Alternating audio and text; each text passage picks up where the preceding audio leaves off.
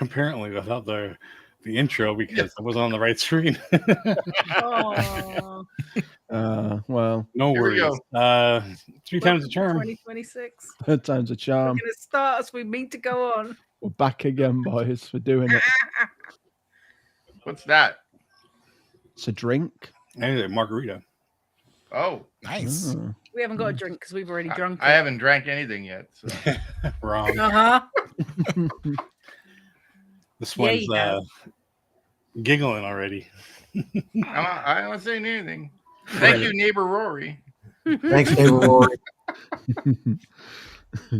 I'm fine. I'm Steve's gonna Steve's have gonna such a fun pass rest out and of like. the night. No, he's either going to pass out or he's going to be He's very a chatty. little I like. had to hurry up and liberal. drink that because I knew we were was happening. Yeah, because What? he got to 10-2 and Rory's like, oh, do you want another one? And he's like, no, we've got to get back. I was thinking, could we like share one and squeeze in half each? And then I was like, No. actually, no, that would be a really bad idea. Because that might just tip him over the edge. Yeah, no, we're good. Yeah. Steve's like, I don't drink. I'm old fashioned because he's drinking old fashioned. Are we live? Yeah. Oh, yeah. Yeah. Jenna, he's Very bigger much than so. me, and I don't drink either. So you would think that he'd be able to handle it better than me, I right? shouldn't be moving so fast. You would think. Would think. Yeah. Leo is having connection problems now. Apparently, a firework must have. up the Oh, internet. James is in the chat. He can heckle us. How sweet. Yeah. Oh. Oh. In this form. Uh-oh, he's touched the mouse. There. I could do Is that. Is Okay, that you better? should do that. I'll do that. You shouldn't be allowed. Oh, Leo's Leo rebooting. is rebooting. rebooting. Yeah. Fireworks have just What started. did here. James put? You have to put what James put. If y'all want Not that one, this the bottom action one. Oh. in a little bit. Wait, this action? You talking about yourself? Ooh, for some hot James action, phone 1-800. I will. I will. 555 James. Yeah. All right, give me a second. I'll throw you the link here. Thunder something. Thunderclapper 1000. That's going to be his new hand. It's Thunderclapper 1000.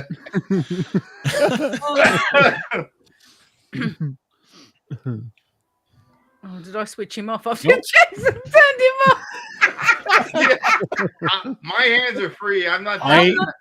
It You just can, took a you bit, can do bro. the chat. I'm not touching nothing. Are you going to turn him back on or shall I?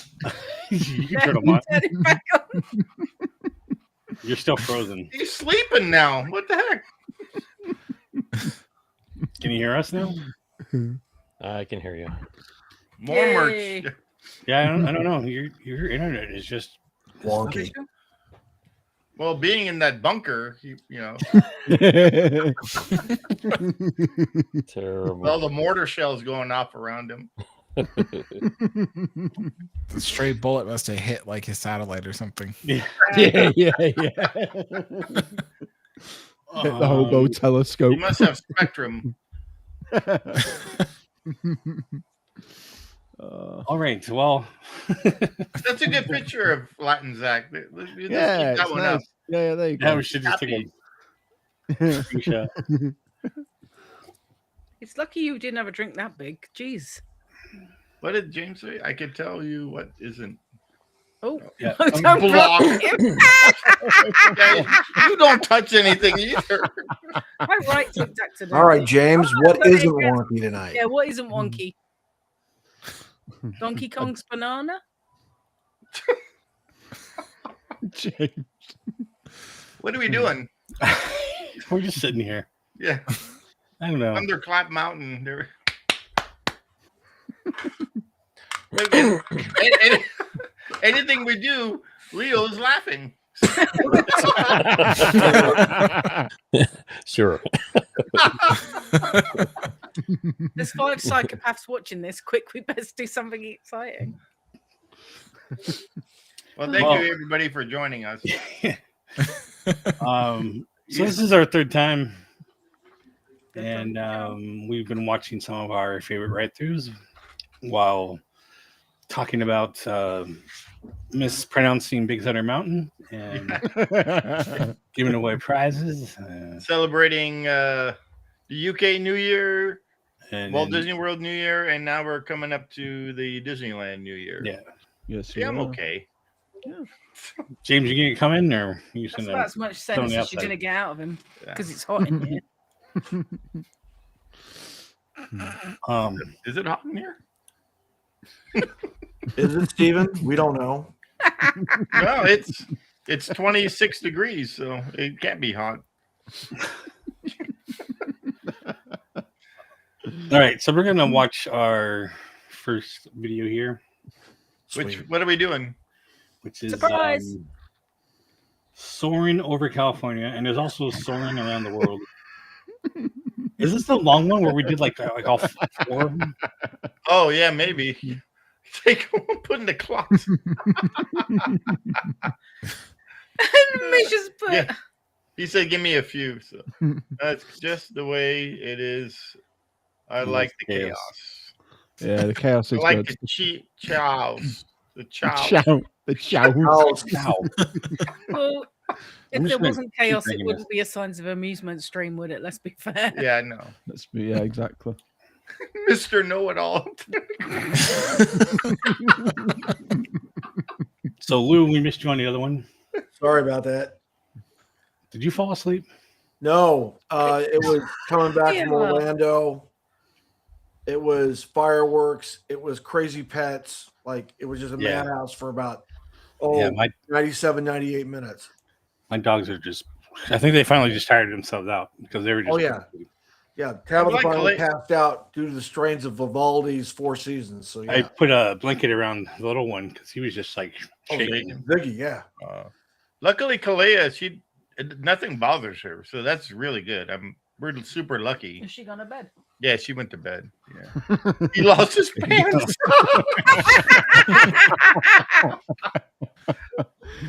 Oh gosh. Well, see if CMC watches this later on. Hopefully, she Yeah. found your Oh, pants. she found a pants, yeah. Like And we apologize. Yeah.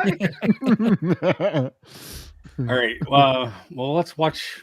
I don't know how Oh, many California. of these videos we have to watch here, but on the Yeah. song. I mean, I think this is the one where we watch like the We four watched ones, every but- single soaring. Well, that you there can was. just we can just Yeah, we'll do just one. watch one and see how it goes. what is. Steve, how many? That's what I said. Because the giggles. had One. I only had one. He had one drink, and I had the same amount of alcohol as he did, and I don't drink either. Just saying. Yeah, I'm not. Never- I'm not good no. Except when he goes to Rory's house. Other Yeah. Rory's house. Yeah, no, yeah. he doesn't drink Not unless he like- goes to neighbor Rory. Yeah, I'm not a. I normally don't drink, so Hmm Normally. Don't know how he Yeah, no. survives because you know. Hey, Steve, how many fingers am I holding up? one hand. Ooh. All right, let's watch something here. I'm Yeah, getting a that's- headache. 'Cause Steve's gonna go sleepy here in a He second. will. Yeah, I'll keep yeah. poking him till keep him awake. It's fine. What are we doing? Soaring. I really loved Disneyland. Right before the Oh, it was. pandemic, I was there. They actually had two Look, lines. Kenny's one talking. for California, Kenny's one for talking. Let's World. go forward a little bit. It is. Sorry, Kenny.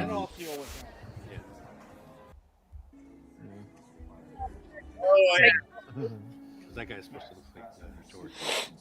Yeah. The what? Oh, Costanza? Jason Alexander? Yeah. Can't stand you. Now Leo's Full got the lever ha-ha in pump. front of his face. Oh yeah, because we were talking about sometimes I have to have need to put through my me. strap through that little thing. Yeah, there you go. Nice work, pal.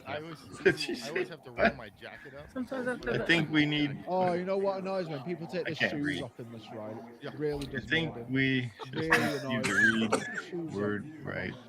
Read word right now. What? That's why. No, he can't read. He can't. He's I not can't allowed. even. He's not I allowed couldn't the even mouse. type. He's not allowed the mouse. I am in charge of the mouse now. You know it's bad when I'm in charge of them. Yeah, you're right clicking and blocking Shut people. I'll block you in a minute. Shh. Pay attention.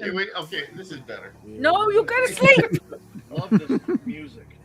This music is Oh, so good. I wish they would keep this one. Yeah.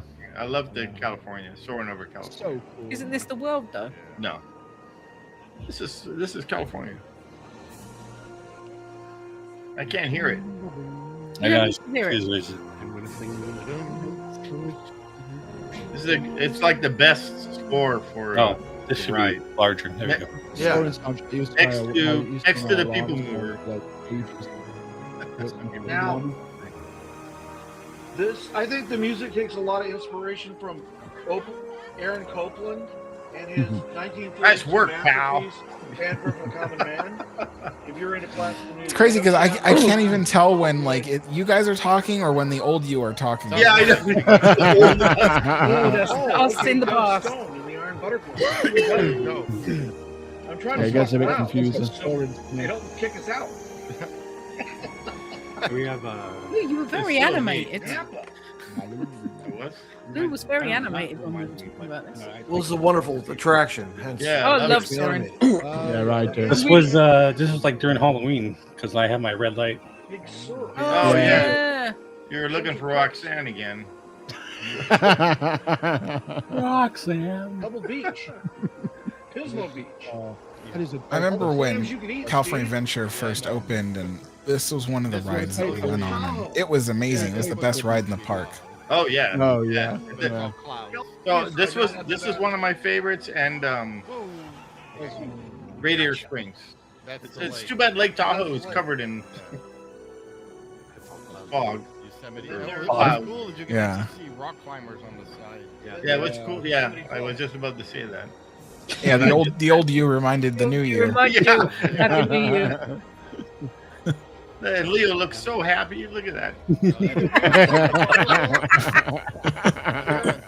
Are you sure you didn't drink, Leo? No, I didn't drink.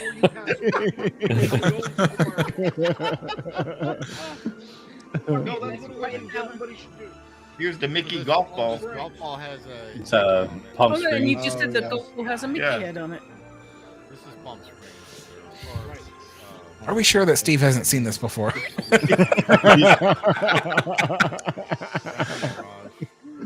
Right. Golf club. What are we?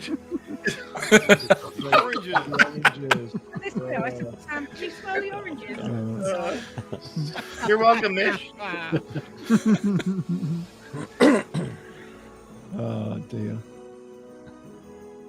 If I pass out before the night, You're not gonna pass out. I won't let him. Just punch him. I will. Yes. I'll kick him more. that's One normal. thing about this movie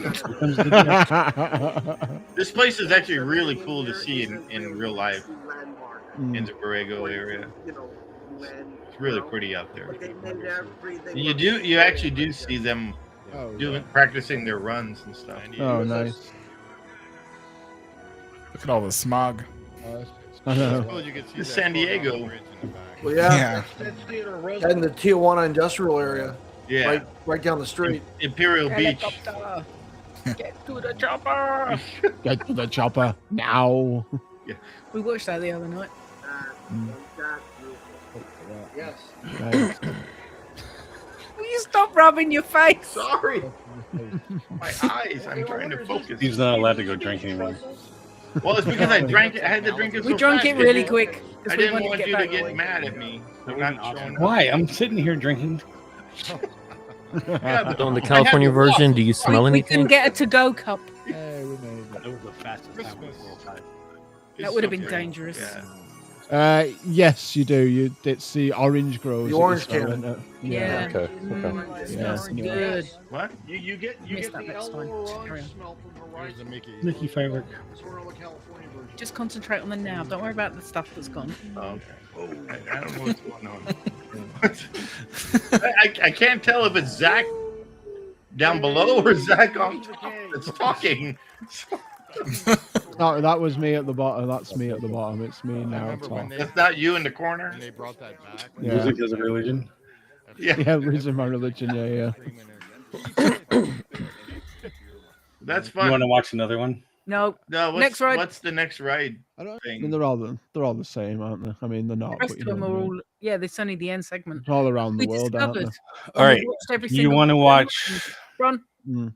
Oh, did I slip down? Tomorrowland Speedway? Yes. Yes. Rocket Rods. No. Yes. Yes. He's outvoted. Yes. Or Zach's favorite. Oh, well, Alice. we need to watch all of those, and we need to slip Tron in as well. So We got a half hour. And plus we have stuff after that half hour. I think we should do Rocket Rods and Alice before.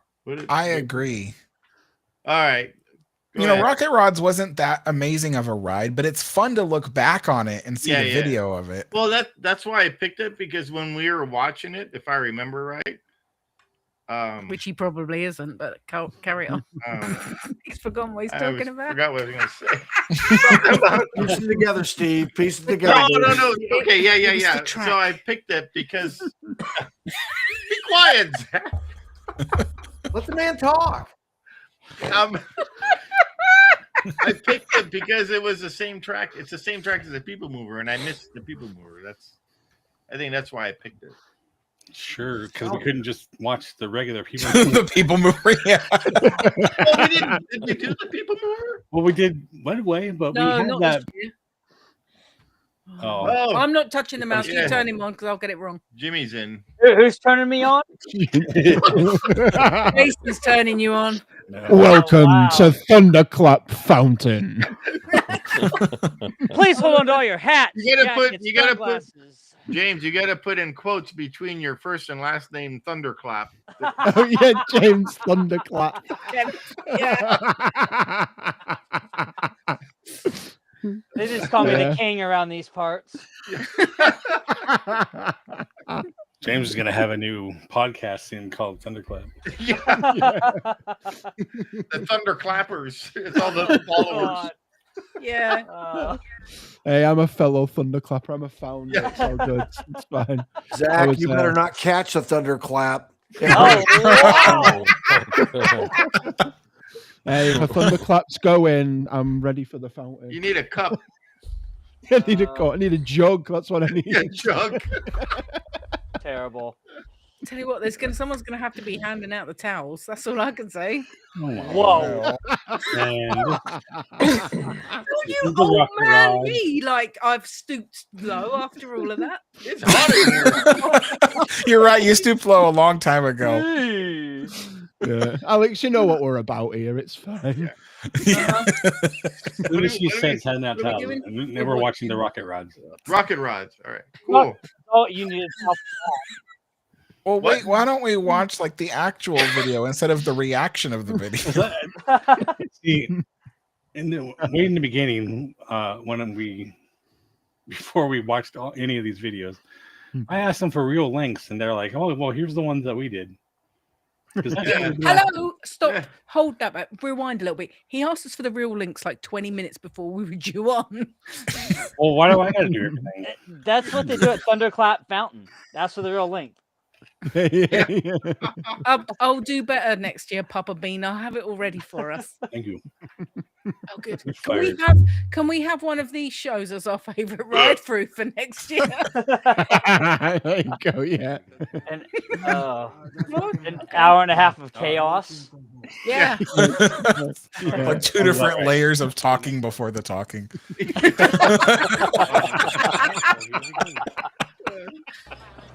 Just turn us down. We Oh, don't need to hear pseudos her. on this one. Yeah, pseudo.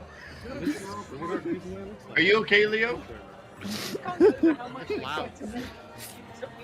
Yeah, Leo's doing fine. Look how happy he is.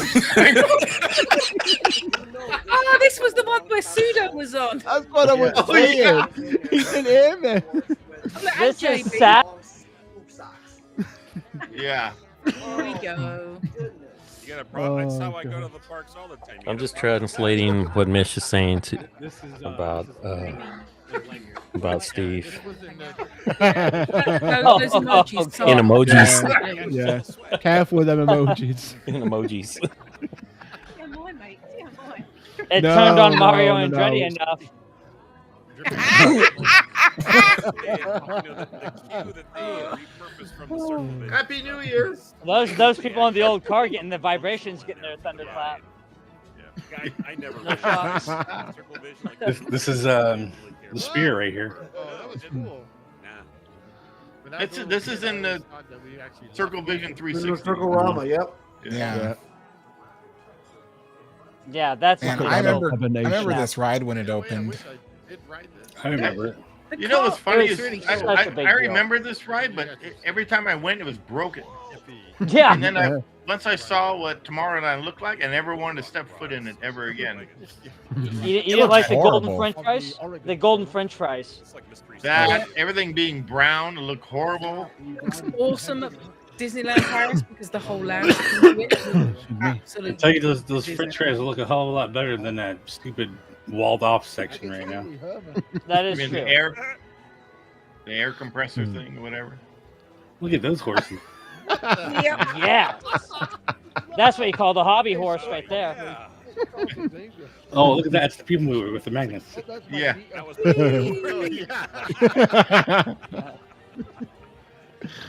Hey, I look think they at all did those this old pre-show to tanks. show how like weird all the vehicles are. So when you get to the ride vehicle, you're like, oh, that's not so bad. Yeah. Look at how quirky we are. Wait a minute. 5-seater car, Yeah. all in a row. A 5-seater 3-wheeler car. Yeah. You sit on something that vibrates. Why did they? I'm going to put you on here. Why did they shut it down? I know, right? It vibrated so much it broke the track. Right. Yeah. Yeah. Oh man. Tomorrowland Rapid Transit. It wasn't really that rapid, was it? Not when it turned No, the corner. no. No. It wasn't rapid. It was only rapid when it worked. Yeah. Yeah. Sounds more like a rapid glitch. Oh yeah. Yes. Yeah, exactly. Look at it glitched the same time you almost said that. Yeah, see, that's what I was talking about earlier. They're talking, oh yeah, we're gonna go here, we're gonna go there. Yeah, no, you stayed within the park. It's bullshit. They lied. It's just such a weird looking ride vehicle. Yeah, and that's it. Yeah. Could you imagine taking a rocket rods from Anaheim to Hollywood? No, thank you. No, what? That guy is like Nope. passed out in the front seat already. Oh, yeah. Right down on the 405. The thunder vibrations got to him. He got the concussion before he got on the slowing ride. Yeah, because Yeah, it you got- pops a wheelie in the beginning. We're supposed to feel like Yeah. you pop a wheelie in the beginning. Yeah, it only went up a couple inches though. That's not really Maybe I a liked wheelie. it because it was A couple of inches. something Rubbish. Hey. fill up It wasn't very that big. space. No, but Steven's right though. Well, Those hang on a colors minute. are Is absolutely this garish. like a real Wait, couple what? of inches or a man's couple of inches? Stephen was right. Those colors are absolutely garish. Yeah, it's like, Yeah. I hated it. No, Wow. Handle your No, business. You could always get a shoulder massage. I heard they're great. Oh, somebody's blowing some stuff outside. Oh my god.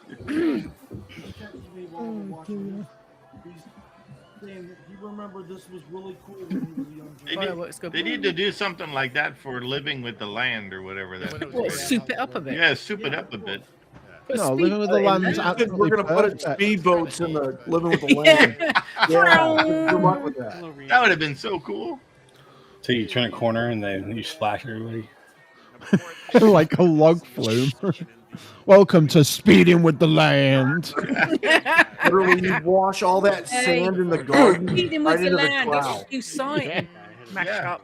And you We can, were able to you use the can food once, but now that it's been crushed with sand, we can't. You can hear it breaking. Like Mulholland. You Beep, can't beep. have curves. No. Hey, let's go fast. Oh, slow down. You know what though? If it wasn't for Yeah. this ride, we wouldn't have rides like Test Track or Radiator Springs Racers. So, That is true. so? Yeah. oh yeah, the technology came directly yeah. from this. Yeah. Oh, really? I cannot disagree with that at all because it's true.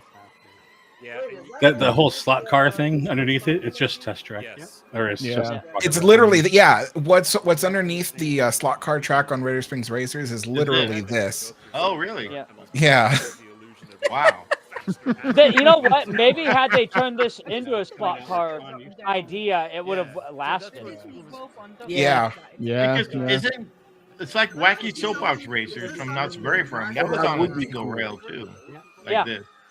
Yep. Yeah, that was like on Tron section.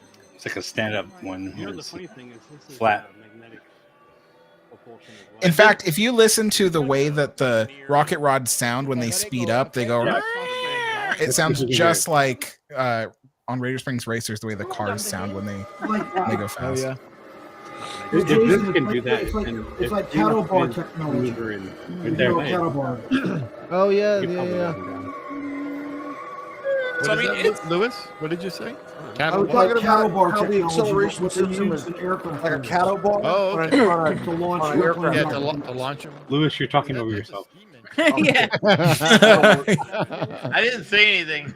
Lewis was answering Steve at bottom Steve. Yeah. Oh, wow. And top Steve and bottom Lewis was answering at the same time. That's awesome. I didn't drink anything. Yeah, you did. Steve, what are we doing? The Fountain of Youth. Here's the door. I went down. Oh yeah. I'm the people mover. With the light. Did you hear it? Yeah. So they took this ride that was like used to be like 14 minutes down to like 3. Yeah, I know. Oh, yeah. Yeah. It was so And then much that better. up above, that's still the same ride mechanism All from right. 1956. Yeah. Oh, it is. The- Yeah. The It rocket is. jets.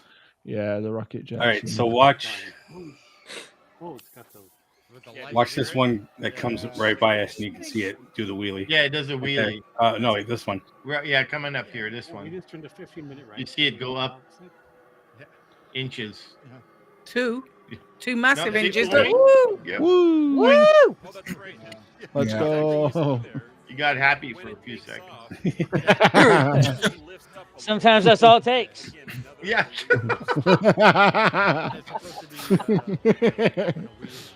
Tiny hands. See, the one thing, the one thing I do miss about that area is they had Radio Disney there, and Radio Disney was actually a Oh, cool yeah. addition to that.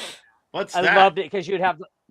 So they had a live radio station right there. So under that area, really? so yeah, so that used to be the People Mover loading area, and then they had the Astro Orbiter on top of that. 'Cause like you said, it's an old ride mechanism from '56. Well, they took that old area underneath and off to the side of it and turned it into a radio station, which was Radio Disney at the time. Oh wow. I Yeah, never- Yeah, they're- today there's a little gift shop down there at the Is that bottom. Yeah, that gift shop? Yeah, where you can Yeah. buy the stitch So stuff. the lunch pad was turned from the lunch pad into a radio station, turned into a gift shop. Yeah. That's what I'm Yeah. hearing. Okay. Yes, 100%. And it'd be Awesome. cool because at certain parts of the day, you would have like live radio shows happening right there in the park. Right. That's neat. Yeah, it was really cool. It lasted up until the mid 2000s, and then they started phasing out Radio Disney altogether. Mm, Yeah. interesting. Yeah. What's the time? I'm trying to look past the camera. 11:43. Okay. Do we have We got time for one Is more. it another one? Yeah. Another one. We're What's gonna the back? do Tomorrowland Speedway. Oh no, you've reprieved. With me. Chick Hearn. Hell yeah. Oh, Chick Hearn's talking about it? Oh yeah. Look, I'm wearing the same shirt again. You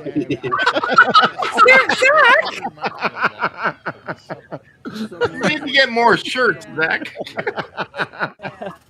What is going on? We have 4. Maybe that's like that's They a only usually ride run through on favorite. That shirt. That's such an It must be. iconic sound. We All right, do Jason, have. Oh, Right. it I is. texted it For to you. sure. When we I get love to, that sound. you'll have a different shirt, and when we get to Alice, you'll have your walking. I'm gonna be sad. Are they gonna be able to replicate that sound when they go all electric? It's like No. like Did you ever get to watch the Smell as well. I love Hong the Kong smell. version? He's the name thing at the top.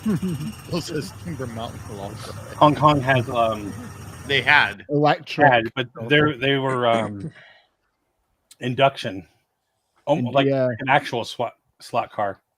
how you ride it on top and it touches the panels.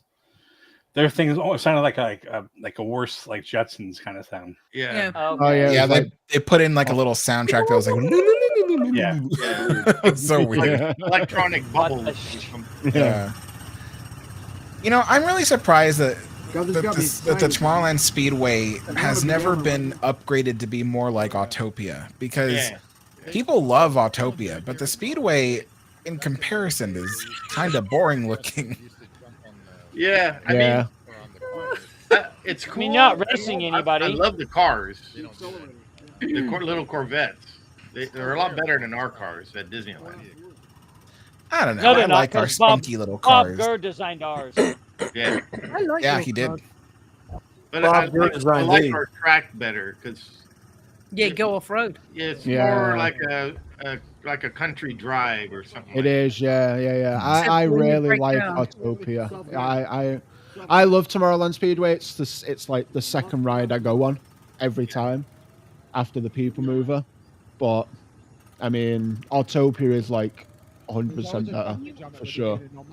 And our old People Mover at Disneyland, I would say if it was still around, it'd be arguably better than the one at Walt Disney World. 100%, 100%. There's just a lot more like, you know, just Oh yeah. just like weaving around the place. Yeah. Hey, how'd that yeah. go? The little hand.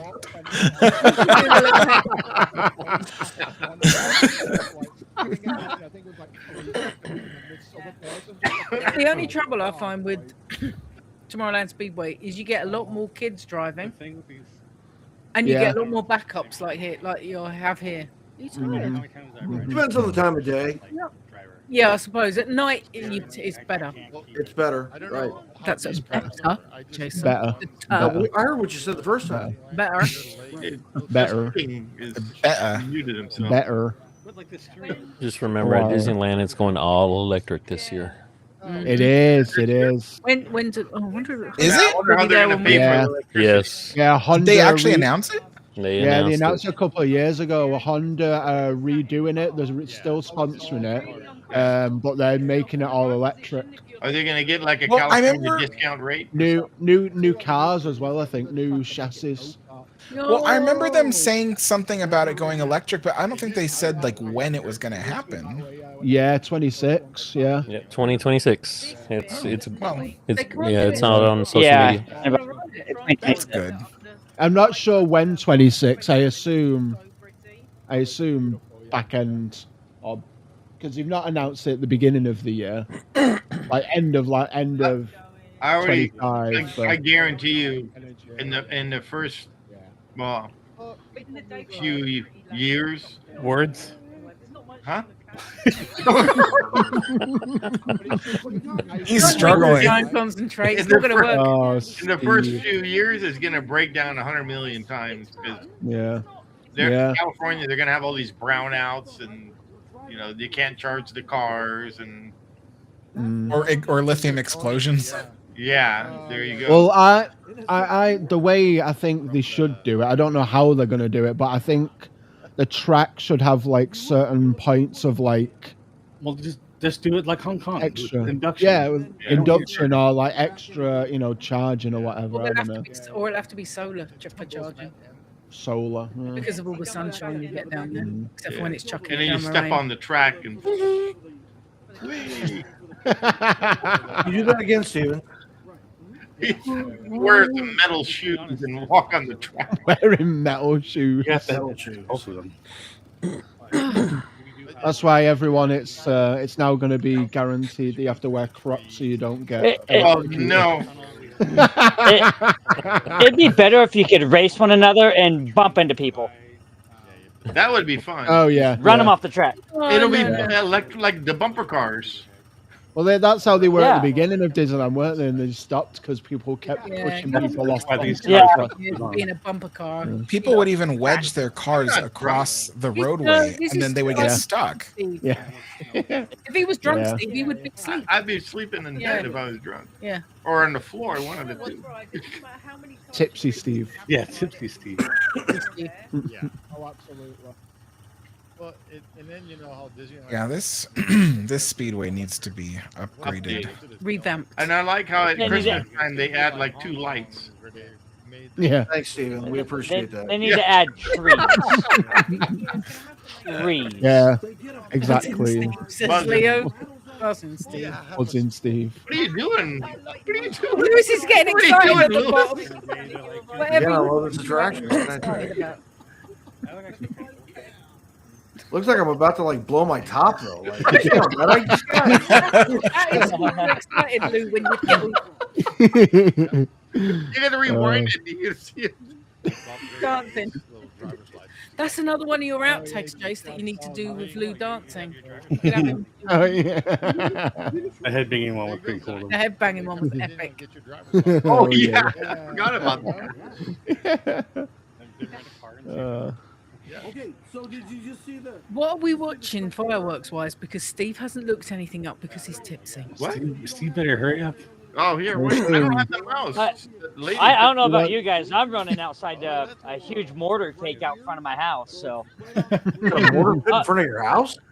yeah, I have a neighbor who out in Washington we're able to have explode like overheads. Hey, look, Leo's got a comment on So he works for the fireworks stands like at 4th of July, and then we can buy fireworks like the 28th through the 1st of January, like the 20th of December to January 1st, and we can buy fireworks. Nice. Or the 31st. So he has like a huge mortar cake set up. Supply.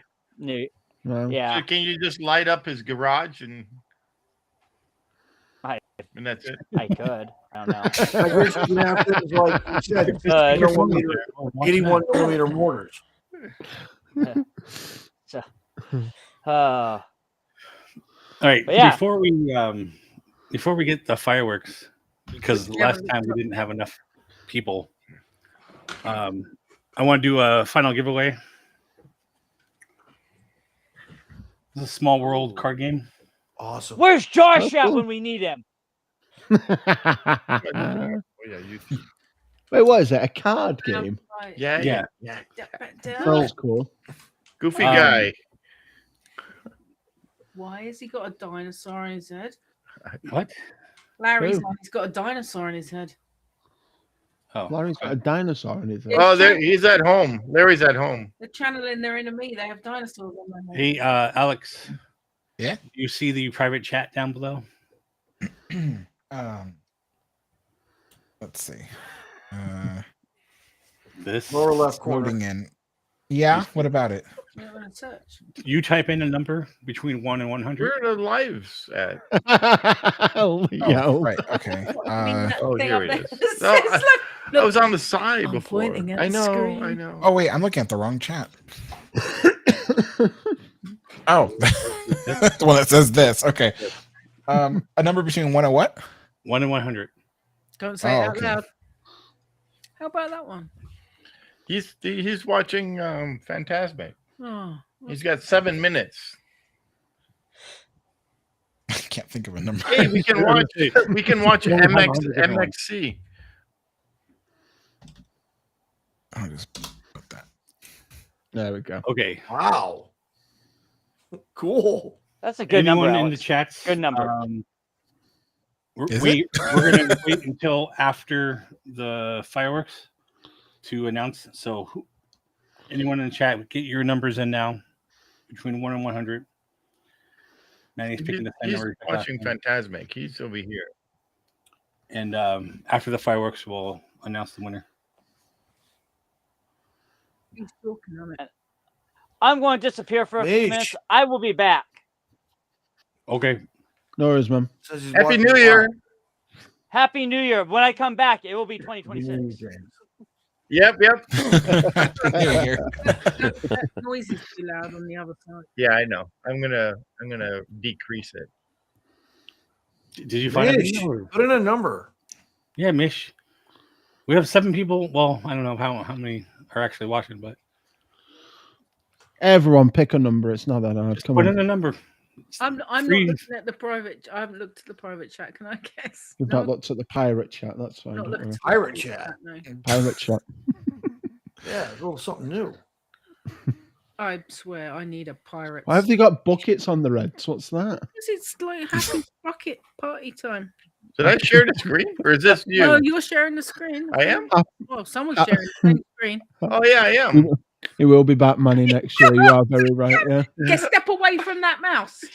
I didn't even remember clicking sharing screen. Did I? Oh my God, I'm in for such a fun night. Yeah. Good night. 999 ghosts. Ghosts from Haunted Mansion. Yeah. There's always room for one more. There's no Thank you, turning Mitch. back now. I need to sand this down. This is bugging me. You've been saying that since I put it know. up there. He It's made so me. He made me some. He made me the word shark that looks like the same shape of a shark. Oh, no. Right. Unfortunately, we did have one more. Yeah, we did. Yep. Yeah. At Now least it's he's in the 1,000. right place for it, Disneyland. Mhm. Whoa, that was loud. That was loud. That was loud. What was that? It was a Boom. boom. You have fireworks. Fireworks over here. It Yeah. wasn't him farting or anything. It Over, wasn't yeah, fireworks. no. If I did that, I would have went like that. And, so, We have 8 people Or watching even done and only this. 2 people guessed. yeah. No, over here it's like where James is. So we can get all sorts of fireworks out here and stuff. So You can see the cast members on the roof looking down. Oh yeah. Yeah. oh Is it yeah, Larry's? You say? on the right hand side, the cast members. Yes. Is this Larry's video? No, No. Larry's at home. Oh, Larry's okay. at home. This Larry is- doesn't have AP let at the me minute. show you who this is. I don't remember this person. So, question, Jason. Aaron J. Aaron J. Thank you, Aaron J. for Yeah, I don't know providing that guy my either. video tonight. You're using the Disney streams again? Are you asking me? I'm not. Oh, yes. yeah. Yes. Here, hang on. Hang on to what? Stream. Yeah, relax. Your hats and glasses. Ooh, you're touching my hand. Woo. File. Goofy Oh. guy. Oh, Larry's part of it now? That's cool. Nice. Hey, who's this guy? No. I don't know. Some weirdo. I don't know. Yeah. Who's this guy? Happy- Zippity doo Doug. Disney World. Oh, Disney World. Where's Disney? Here's Disneyland. This guy. Oh, is he the guy that's watching Fantasmic? No. Yeah, he's watching. That's that Kodiak Bear guy. Coda. What's this guy doing? Oh, he's over there. He's At at DCA. he's at DCA, not Disneyland. Come on, bro. I What are know. you doing? He's got Snoopy. Oh, here we go. This guy's on Main Street. That's where you just watching, wasn't it? Is no, it? what- I think it is. Yes. Oh yeah. no, this guy's further back, I think. Oh, yeah. There you go, we'll And do he's this further one. to the right. Yeah. Do you want to watch this one? Or you want to watch the other one? As long as it's fireworks. Let's watch the other one because the other guy was more centered in Main Street, and he was holding his phone above people. Oh, hello. Well, now he's pointing it at his family. Hello, Aaron. Thank you, How Aaron you J. doing? Good to see you. Yes. Put it back on the sky, will you? No, There he is. There you go. Yeah. Thank you, Aaron Yeah. J. Yeah. Not that you're listening, but yeah. Thanks. I'm loving the way you're talking to him. Let's go. Put it back on the sky. How long we Is got that left? okay? Volume? That's all right. It is. I don't know. No, we're not talking yet. Yeah. Oh, so close enough, though. There. That's better. Yeah, that's better. Now step away from the mouse. I'm not pulling the stick. His head in the palms like this. What? Nothing.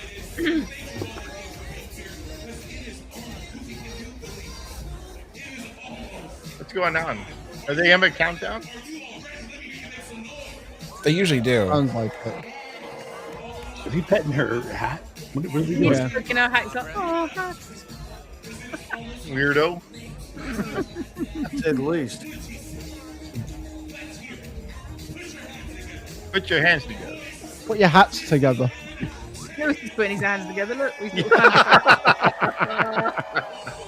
I can't can't hear it. I need to put it a little louder. Should be a couple seconds.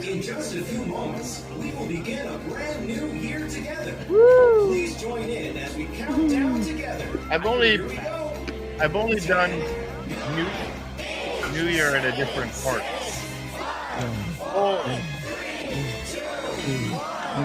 Happy New Year! Happy New Year! Happy New Year, everybody. Happy New Year, Steve. Happy New Yeah, Year. good night. Happy New Year!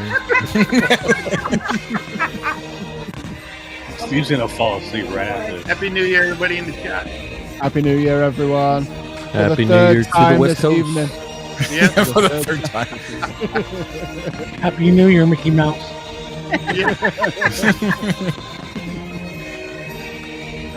Happy New Year to our prisoner over here. With the white background. Yeah. Happy New Year, Miss. Happy New Year, Manny. Happy New Year, Mish. Happy New Year, Manny. Happy New Year, everyone else in the chat. Happy New Year. Oh, Happy New Year, gentlemen and Chad. And Shaz. What? Manny. Oh, Yeah, because I'm special. yeah. I guess you are.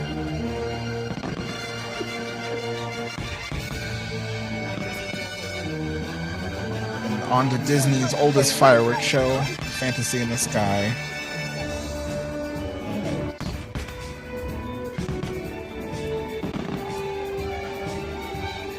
Look, miles and miles.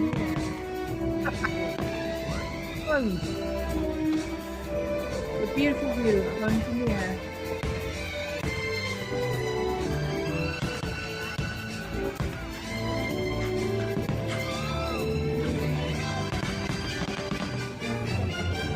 You squinting at your phone. It's blurry.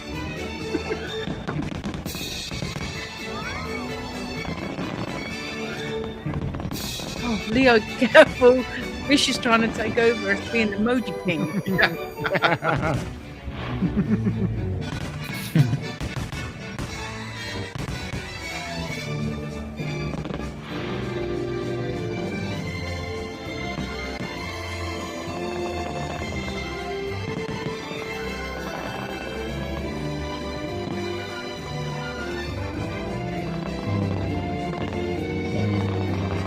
I really hope The atmosphere on the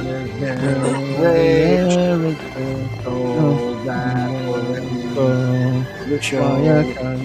What? We're not even. What did you It's guys- like slipped into like 2 minutes of the new year, and you're all bloody singing already. Oh well. Same shit, different year and all. Speaking of Mish, I gotta text my cousin Mish. Oh yeah. Oh, there you go. There's Leo. Emojis.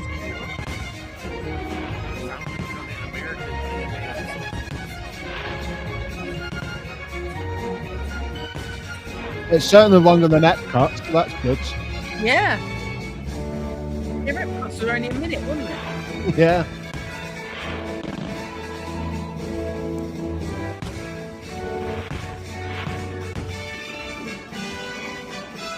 The bombs are going off there.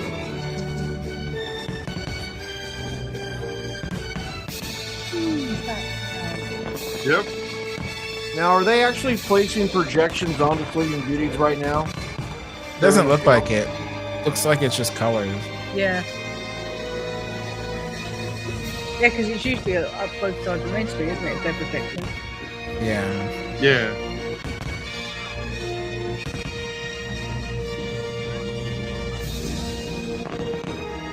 But yeah, Fantasy in the Sky, I don't think they've updated it with projections. Praise God. Rightly so. Yeah. In the first one and all. Yeah. It should be kept how it was made. Been around since I think like 1959. It's crazy. Right. Yeah. Wow. One level perfection. Great. Yeah.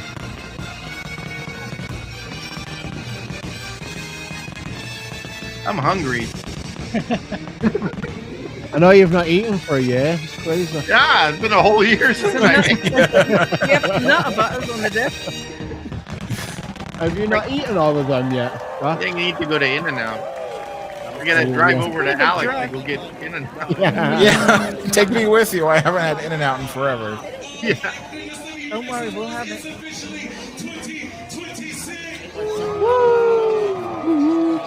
Tax season is soon. Ew.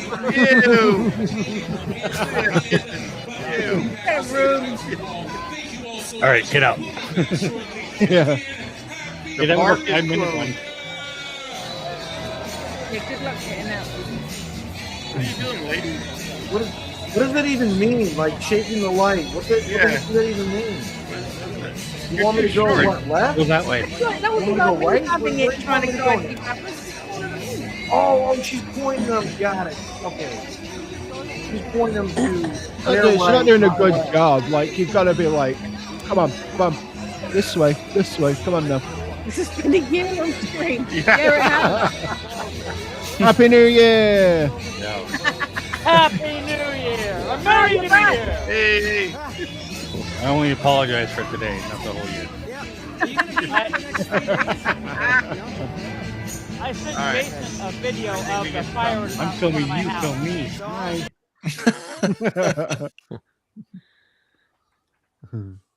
I don't need to see that. Now we got to do the Alani Hotel New Year's. No, I'm kidding. I'm kidding. Evil Hunter. Hey, what is that? That's a small Oh, is that the giveaway. giveaway? World puzzle, the giveaway. Oh, cool. It's a card game. Did anybody guess any numbers? Yeah. Yes. Oh, who won? You weren't paying attention. We don't No, know I yet. was looking up fireworks. We have 7 people watching. Only 2 people guess. Oh, Yeah, I can I see- guess? No. Yeah, I see 2. I saw 2. I scrolled and saw 2. There's 2. Happy New Year, my friends, everybody. I don't know if you heard me, but I sent Jason a video of the fireworks. I didn't. If you see me, I only saw. This is what I was talking about. I didn't see a link. Oh, I just sent you. It's probably still loading. Probably still loading. Oh, okay. I sent it from my phone straight to Instagram. Yeah, I don't. It didn't come through yet. So. Yeah, probably not. No, it was loud. My neighbor is a madman. He's a madman.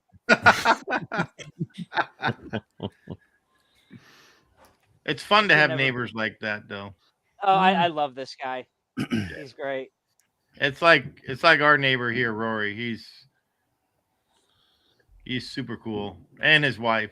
What was the crazy part was we used to live in Santa Maria, and his wife was outside, and we just moved in, so she came over to started talking with me, and she was asking where we were from, and I'm like, well, I'm from here, blah blah blah, and I said my brother's been living here in Santa Maria for so many, like 15 years or whatever.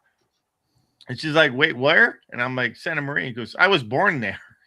So what are the chances of our neighbor living in the city where my brother was It's funny living? you bring up Santa Maria. I dated a girl out in Solvang, which Oh, is really? just not that far. Yeah. Yeah, so I know that area quite well. Yep. And I bought my first ostrich egg in Solvang. Oh yeah. Yes. Yes, You know what? That wouldn't shock me at all because they raise ostriches in Solvang. Yep. They had that farm over there. Yeah. Yep. Manny, I- listen, I've not slept for 3 New Years, so Yeah. All you new UK friends that I've made, you guys are troopers, man. Staying up the way you have. It's damn sight easier doing it in this time zone than it is doing it in UK time zone. I bet. No, seriously, like every weekend, these guys Yep. stay up, and it's like I don't know how you Zach do it. sometimes stays up. Well, yes, that's true. Zach's been busy with work. Christmas is I a know. hard time. I know. You're good. You're allowed to have a few days off. We're lucky for Jay and I. When Jay started the podcast and asked me to join him and stuff, and we got Zach and Shazzy and Sammy. We got super lucky with having the three of them from the UK come and join us and taking the time to be a part, of their family, and then having Lou come on and everything. So we've been super lucky as with Signs of Amusement to be having this group that we have now with, And we've with kind everybody. of When Jay started this and doing all of this, we never would have thought of we wanted other people to come along to be a part of us, but we tried a few people and it was like we matched a little bit, but then it was like the times and things didn't really work out and everything. But then when Zach and Shazzy, came about, and it's like, wow, these guys, they really want to, They stepped up and Yeah. That's That's the other people, which I don't want to call no, out. we're not bad. No, we don't want to No, bad. no, I mean, no. we still love them, like because one of them was Jeff. Yeah. When they don't show up all the time, it's hard to do stuff. Right. And these guys have shown up consistently, and I think that's what Steve's getting to.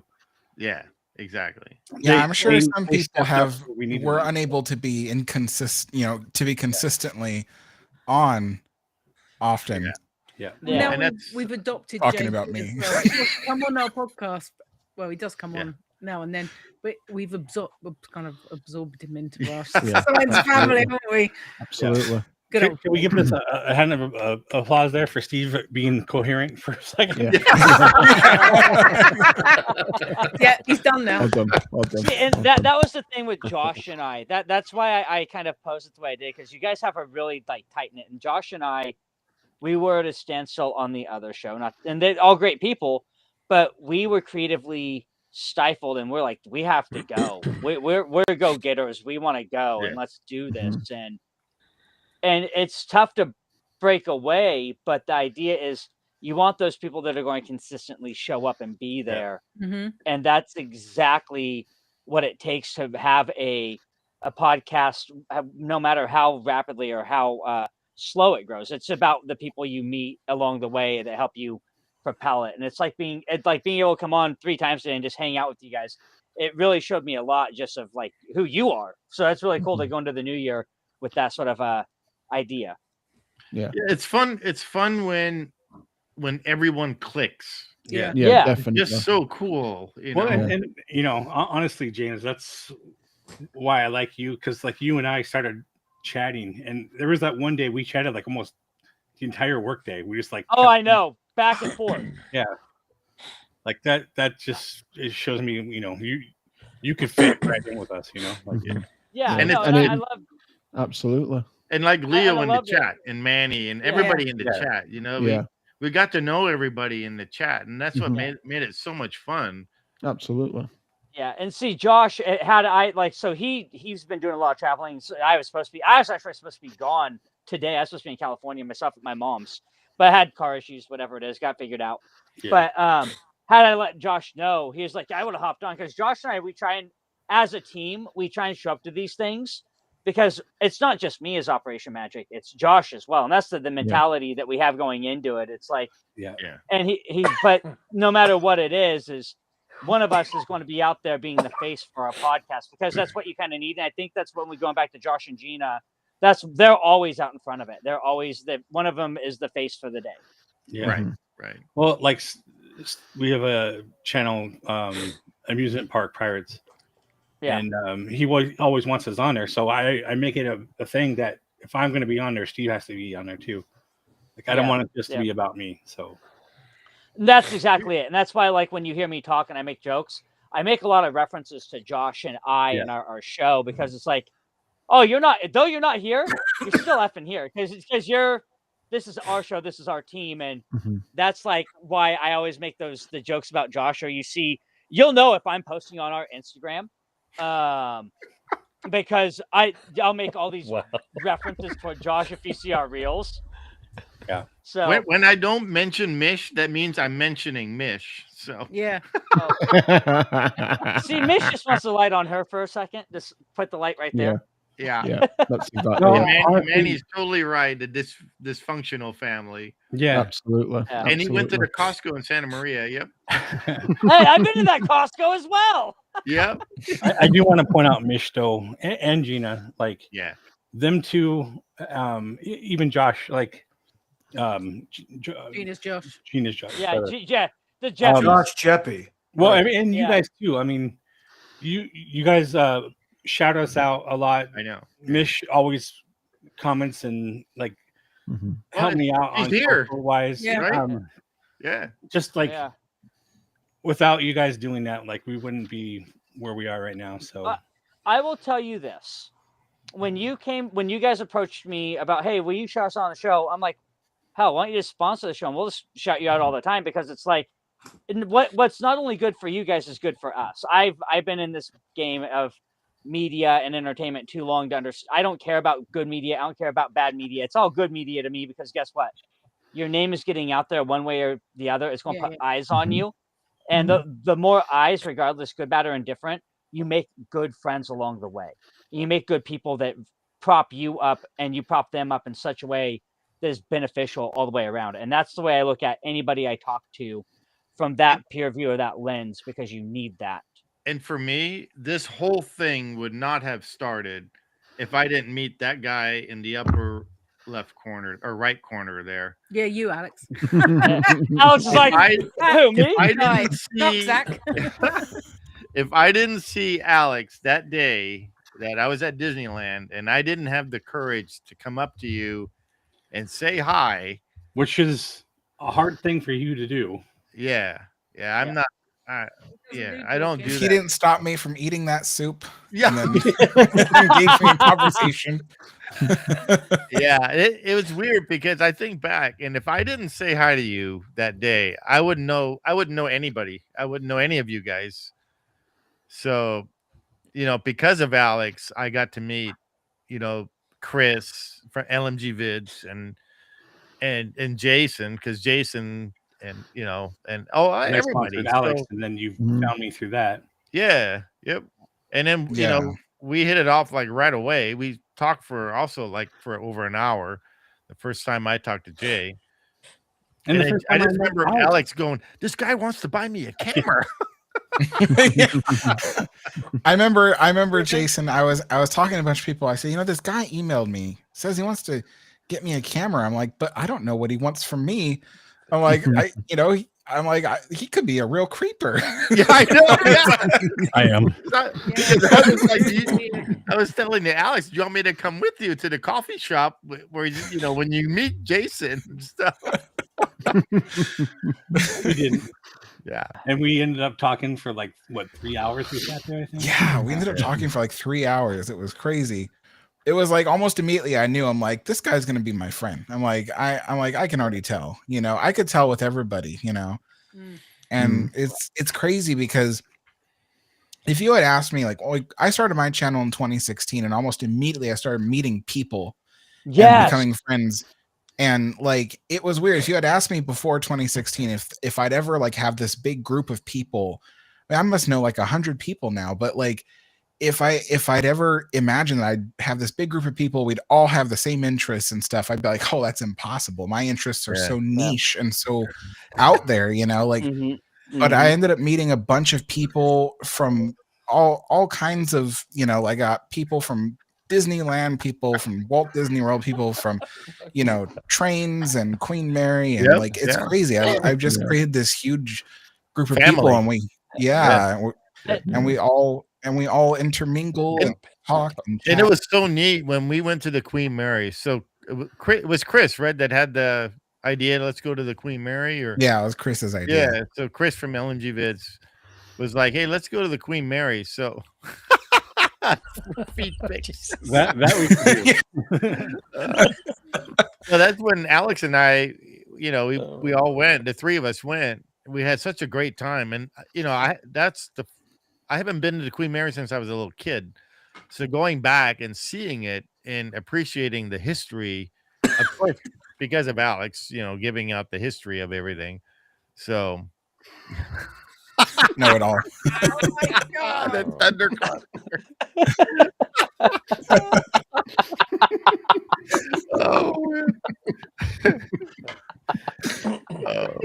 Well, and that got the interest. Alex got interest in that. So in the Queen Mary, and That's it cool. became your second love next to Disneyland, right? And well, maybe now it's your first love. Now it's like Yeah. more like Queen Mary is just a little bit over Disneyland at this point. Yeah. But yeah. That's awesome. Yeah. The first time I met Alex, he threw me out Steve's truck.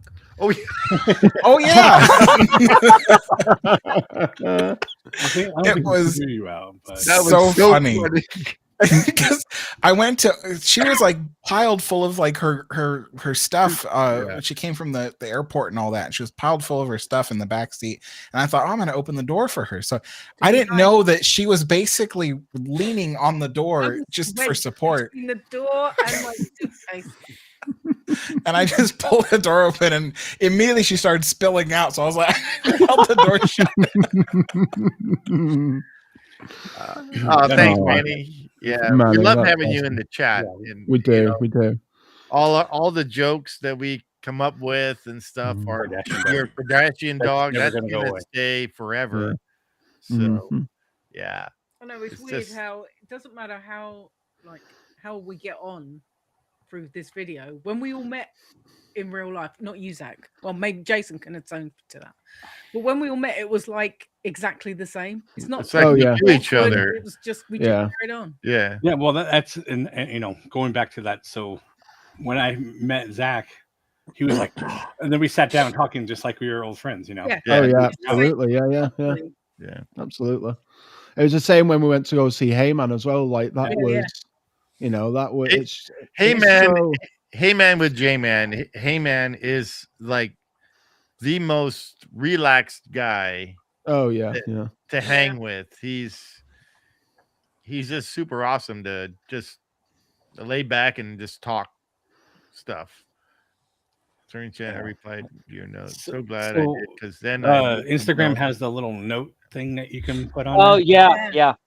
So I put on a note, which was, "What's a motto?" or whatever, and she replied, "Nothing. What's the motto with you?" The whole and that's what started us chatting. So yeah, and now I'm like, one of my best friends. So yeah. Just like she is with like all of you guys, Service to us for Lou's taxi, Orlando taxi service. Yeah, Lou was Orlando taxi service. And hopefully one day I'll get to meet Lou in person too. Yeah. So it's coming. The day's coming. Yeah. Yeah. Don't worry. So I had a question for. Oh, yeah. Since Manny's asking, Prize. Oh, the prize. Yes. There was only 2 of you that answered, and the number was 55. And I believe Mish. Go back. Mish was at Mish, she put 52. 53. I think. So 53. 53. She was close. Hey, Mish won. So this is the second one she's won today. Good job, Mish. Dang, Mish. Congratulations, Mish. She wins a lot of things, honestly. There's like so many contests she'll enter because she just hits it, like entering in so many different, She's been speaking with Madame Leota. Exactly, that's it. Yeah. And all I know is Jay needs to move that light from above his head because that just looks weird. Yeah, I'll move it somewhere. Have you guys ever heard of the Pacific Northwest mouse meat? No. Yes. No. That's Yes. goes to mouse meat, isn't it? That's Central California. All right. Yeah. No, Northern this one California. No, it's Yeah, Seattle, isn't it? Yeah, this one's in Seattle. Yeah. Oh, Right. that one, yeah. But no, the one that JB goes to is in like Central or Northern California, like Sacramento area. Well, I was about to say that's the Sacto area. Yeah. There's so many of them. The one that I've gone to was up here, the Pacific Northwest mouse meat. It's not too bad. It's okay for a couple days. Yeah. That's a long way for me to come for a couple of days. Same with That's Just 4 saying. That is 4 true. hours. Yeah. 4.5 hours for me. Manny So what just is it? won last game or last show. Yeah, Manny did win. Yeah. What's Yeah, that? did Won the you? giant Mickey hand. Yeah, many He won the did. Yes. Mickey hand. Hamburger helper. Hamburger Yeah. helper. Yeah. So James, what is the Pacific Northwest mouse meat? So it's put on by a gentleman by the name of Don Marin, and what he'll do is it's like 2 days of it's like the largest Disney con outside of Disney for the Northwest. It's like 500 people that like you buy tickets. It's like select tickets. They have guest speakers. Like I've been a couple of years. Like 1 year they had Bambi Moe, Bob Gurr, and Peggy Ferris, all as speakers. The first year I went, they had like oh god, Michael Farger. They had a bunch of like they have Disney names that'll come and speak. And then like you meet other Disney fans. They do a door decorating competition on Friday night, kind of like they do on the cruise lines. They do a pen trading event. They have themed dinners. Personally, I don't do the dinners if I go because I'd rather go eat somewhere else. They do. They'll A talk. whole bunch of people do bounding. I mean, it's Yeah. pretty extensive. Yeah. And Yeah, it's some of good. these Yeah. fans are really hardcore. Yeah, they are. They're some of them are like going like will have just come from say a cruise, or they'll be the next weekend they're going to a cruise, or they're going to Tokyo, or Right. you know, it's like it's really fun. The last one I went to, Bob Gurr was there, and that dude, Bob Gurr is everything that he puts himself out there to be. He's amazing. He is so funny. And it's just funny. He's walking around the convention with his little red shoes and Red dancing shoes. around. Yep. As you knew it's Bob, and he's out there just yucking it up like he's that guy. You know, he's a good person. Yeah. Yep. Yeah. When I was gonna say that's a good way for all of you to meet. Yeah, it'd be kind of cool to go to one of these days. So is it every year? It's every year. Every year. What in August, or you said? July. Oh, July. Okay. It's like the second weekend of July. That'd be fun because I remember going to like D23 when it was first like, you know, like the early years and stuff, and before it blew up. And it was really fun because it was very intimate. There was a lot of cool stuff you could do, a lot of people you could meet. But then it became this huge thing, and then the company started getting involved more, and it was like the one I went to. It was horrible. It was nothing but lines of waiting. The first line is to wait to get in. Yeah. And then the second line is if you want to see anybody or listen to any panel, you gotta wait. You gotta wait, and it's like so. I just walking around, and they get too big, and they want to try to encompass as many people as possible. But, Well, yeah, it's like Comic-Con now, where it's just cows, absolute cows. Yeah. I remember the first time I heard about Comic-Con, I was stationed at Camp Pendleton down there in San Diego. Yeah, San Diego. And this was back in 2004, 2005. I was between deployments, and it wasn't very big yet. And like you could get tickets for like $10 to go. Wow, that's and then, San Diego. You have to get a ballot to get tickets now. Yeah, and now it's like I looked, and it's like you have to go online. You have to do a. And they sell out almost like instantly. You have to get a ballot to get the tickets, and then It's like buying like concert tickets, and it's just mad. It's mental. But the one they do in Orlando at the Orange County Convention Center near Kenny is great. It's as big as like San Diego, but it's not as hyped up. Yeah, that's why I like Tiki Cons. Tiki Cons, everybody just goes to drink and have a good time. And if you we went to Jay and I went to one that was a lot of fun. We met Tiki Tony over there. Tiki Tony. Yeah, he's super cool. Yeah. I forgot what it's called. It was in Orange, I think, wasn't it? Oh, is it that's the big one, right? That they have at the Hookie Lau or whatever. Yeah, and Spike will play sometimes. Hula Yeah, Girls. The Hula, the Hookie Lau. Yeah, that was a lot of fun. I want to get out to that. Yeah, I want to get out to that one. That one's like being a tiki enthusiast. I love it, and I can thank Walt Disney for my love of tiki. So there's that. Mm-hmm. We had Tiki Tony on the show once. We interviewed him. That was a lot of fun. I'm okay, Leo? Oh, I'm fine.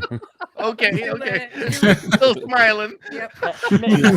We should put like a little banner at the bottom that says "In memory of." I'm still alive. In memoriam. I hear you. No, y'all are talking about D23, and I'm like, nah, I'd rather go to the Star Wars celebration. Yeah. You know what's funny is when D23 is going on at Anaheim Convention Center, that's the time to go to Disneyland because it is empty. Oh yeah. No, that's fallacy. I can tell you for a fact that's fallacy. I did that. So in 2022, I took my family. So we saved the money, got a huge suite at the Disneyland Hotel, did the whole thing, right? Got Oogie Boogie tickets. Happened to be the year that they brought back 23. And it was D23 week.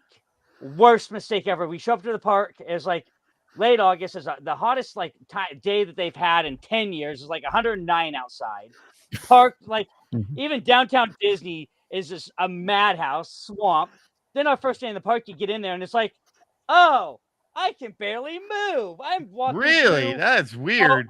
It was such. Oh my goodness! And then picked the Oogie wrong Boogie. day. Oh, Oogie Boogie was even worse because it was still everybody there from D23. It was miserable. Wow. Mm. We went there in the morning and afternoon. Oh, I can think see was that. with Alex, I think, and it was empty. It Oh, was like on a Monday or something. Wasn't it, Alex? I think I was with you. I don't remember. Yeah. I can see that, but come like afternoon, like mid-afternoon. Oh yeah. When it's kicking out time of the convention. Afternoon. That's when I used to come after work. I would just go there and hang out, and before the whole reservation thing and stuff. Yeah. I miss those days. Yeah. Mm-hmm. Yep. I miss those days so much. I miss having my annual pass and going whenever I wanted. Now it's the whole reservation system, so you can't technically go whenever you want. And I would just I'd be sitting at home and, huh? You almost missed going with Chris when Chris was trying to get your reservation and oh yeah, in May. Well, yeah, and then that day, I was supposed to spend the whole day at Disneyland that day. Yeah. And then it turned out that I had this surprise meeting I had to attend. I could not miss it. And I was like, dang it, it's my only day to be able to go to Disneyland, and so I had to go to that meeting. And the meeting went really well, but then but then it took a while because then afterwards we went out to lunch and stuff, and then my friend dropped me off at Disneyland, and then I went in. But I didn't get there till 3:30 or something like that. Yeah, it was late because when you came is when we started to eat over at the Bengal barbecue. Yeah, Bengal. And we all sat at the Mish. That's not good, Mish. And there was 27 of us. Yeah, that's crazy. Yeah, there was 9 of us trying to sit on a table of 4. Just walk over to the Tropical Hideaway, start pulling tables over. I need this. Thanks. We managed. It was all right. Yeah. I used to work Bengal Barbecue in 2009, and oh man, there's nothing better than a winter night in Adventureland, and you smell the barbecue from Bengal Barbecue and stuff. Oh my god. There are certain things about Disneyland, and that's one of those smells. You can walk by there. I don't care what time of year it is. You get that whiff of that Bengal Barbecue. You're like, oh god, all right. I'm just going to sit right. I'm not going to eat it. I'll just sit right here in front of it. I don't care. No, that's torture. You have to eat one. Yeah. Well, the magic of it being winter though is that it'd be really cold out there, and I was out there as a busboy, so I'd have to stand out there with just the costume shirt and the costume pants, and I'd be freezing. But then eventually, once in a while, there'd be a breeze coming by that carries the heat from the grill. Yeah. And it was just it was nice. You get that little pocket of hot air, and you're like, "Oh, that's nice." Oh, this is amazing. Yeah, there's something about through Adventureland and down in front of Pirates of the Rivers of America that it just chills off at night because I'd be standing on the foyer of Mansion, and I'd be standing there. They'd be really quiet, and I'd be standing there overlooking, and all of a sudden you just get this cold chill from the rivers, and it's just I don't know how this park is so insulated, just right here off the water, and that breeze to that corridor. It's phenomenal, but it's miserable at the same time. It's almost where you see the ghost walking from Haunted Mansion to the rivers of America. No, It's true. the ghosts. It is. Yeah, that might be a bad choice. Yeah, I say it's the perfect choice. Yeah. Something. Yeah, but you're weird, Zach. You like it when it's all hot and moist. Wearing your stitch onesie in 90-degree weather. Bringing your undies out because you're. Ew. That was not what I did. It was... Plausible deniability. Yeah. That's all I got when he was in like wearing his onesie in at the Halloween party in the middle of June or July. When was it? Middle of August. When it was August, like, yeah. face meltingly hot, and there's Zach in a onesie. It's like what? Yeah. Listen. I thought I was going to die at the end of God, September. I love the heat. I love the heat. Because you're a freak. Moist. It's very moist. You'd like Arizona then. No, it's too dry. No, Arizona. Yeah, Arizona. It's too dry. It's too dry heat. California's just right. Florida's just right. Arizona is. Florida's way too. Florida's too humid. Florida, I love the humid heat. Do you not like moist either, Mish? Moist twins. Yeah, that's disgusting. Never Sorry. Stop it. Yeah. Put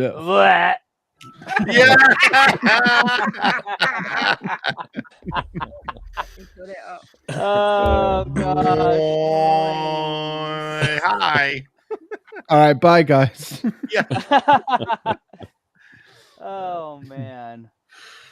All right. What are we doing? What are we doing? Alison Wonderland. Do you want to do another ride through, right? You want to do one more? Pick one. Well, we got to do Alice for Zach, surely. If not, it'd have to be Tron. Let's do Tron. All right. Oh, Zach, you've been saved. Lucky. Now, are we doing the standard Tron? Or are we doing the? No. We're doing the Aries overlay. Are we doing the Aries overlay? Yeah. Aren't we doing the Tron Super Speed Tunnel on People Mover? Isn't that what I thought we were doing electronica. Yeah. Oh man. Yeah. Oh, that brought some PTSD for me. Seeing all those drunk guests. Oh my God. I miss Flynn's arcade. That's one thing I miss about it. Yeah. Oh. Flynn's arcade. Yeah.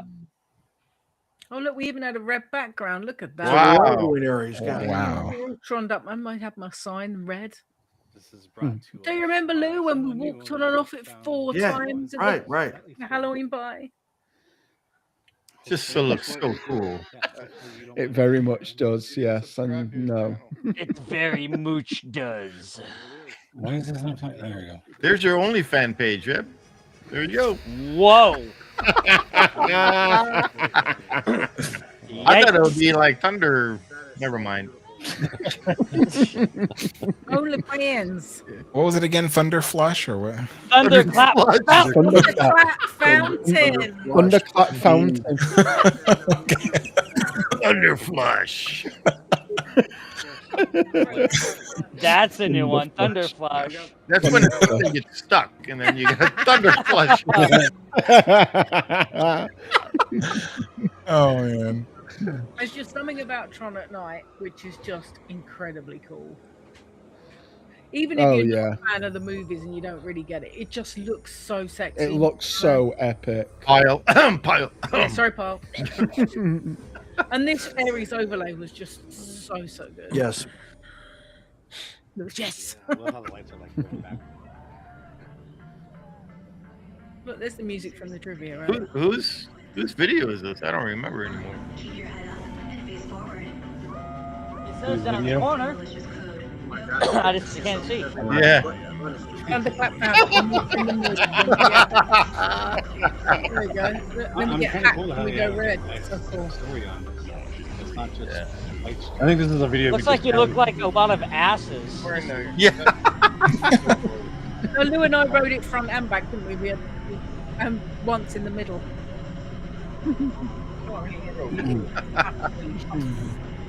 Manny, no more hot salsa. Yeah.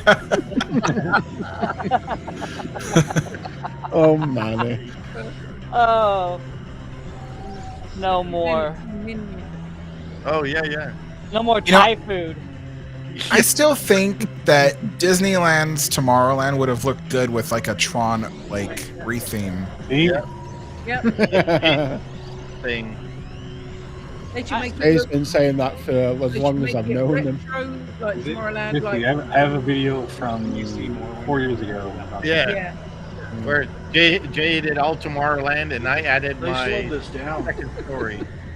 Well, you know, I think that The video's like if Tron Ares had been super successful, I think that Disney would have gone through with their old, you know, Tron retheme plan for Tomorrowland because they designed it. It's like sitting there on, you know, on their creative table, but they just aren't doing it because they're waiting for like, you know, a Tron. During this time, They did that with Lightyear too. Yeah. I thought we were gonna Every movie that has to do with some sort of future space theming, I think they're looking to see how it fits to Tomorrowland 90 seconds. to make it the future of Tomorrowland. Even the movie Tomorrowland, they were hoping that they could like retheme Disneyland's Tomorrowland to look like the one in the movie. Well, they should. Yeah. That's what my video actually was. By day, it would be the Tomorrowland movie, and by night, it would turn to like Tron. Maybe you should link that video and somewhere in the chat or something. Yeah, I'll do it. I like to watch it again because it was so fun. actually Yeah. riding it up in front. You actually get to I thought it was a good idea, honestly. Yeah. kind of ride in the middle. I'm like, And I was like, why isn't there like a second story? You know, when you're walking around on top, Right? looking down, Yeah. it'd be so cool. Well, take that idea and look at Shaboom. Look what Shaboom does for Cars Land. This is like that instant transformation. Like Cars Land is normal Cars Land, but the moment you get there and you know Shaboom is going to happen, 5 o'clock or whatever. You're going to create a whole other spectacle in that land. Yeah. I actually did mention that. Like you would have like these spires that would light up and stuff. You'd have like a show like that, you know? Yeah. I just love any car. Didn't hear you, Steve. Manny, we all say that Disneyland. My mic is all jacked up. Yeah. So, Yeah. the speed of this, what would you compare it to? Yeah, I it know. goes 60 mile an hour when it breaks off. Oh wow. But when you it is probably the coolest roller, other than Guardians of the Galaxy Cosmic Rewind. This is my favorite coaster. No, I don't like roller coasters. This is my favorite. It Looks like you don't like It's But does it feel like Big Thunder or Space Mountain? Yeah, it does. It's really smooth. I mean, you can ride the whole thing without holding on. I'm riding it 5 times in a row Oh, yeah. for Halloween party. Yeah, Jazz and I proved that again. Resort TV one video had somebody That sounds Yeah, we were treacherous. pulling Well, all with sorts of weird faces in our Sounds what? pictures, weren't we? Treacherous, riding it 5 times in a Oh, row. It wasn't that bad. There was more time. I would have got off and got back on it again. I would have literally have Probably. ridden it all night. Good. See, now we need to think of a Tron Light Cycle Run challenge like Chris Provost did with the Matterhorn Macaroon Challenge. Gotta figure something out. Oh no. It would still be cool if they did something with Autopia to do the Tron. Yep. I think Disneyland's Tomorrowland is a great experimental point. I think, especially because this is my thought, because I see like Tokyo and I see Shanghai, I see Florida, and I heard a concept idea the other day that Disney's just waiting now for all this technology that they've given the developers in the foreign parks to be released and able to use here. And little by little, it's starting to happen. And if you think about it, that fits the idea of New Tomorrowland. Yeah. Yeah. Mm-hmm.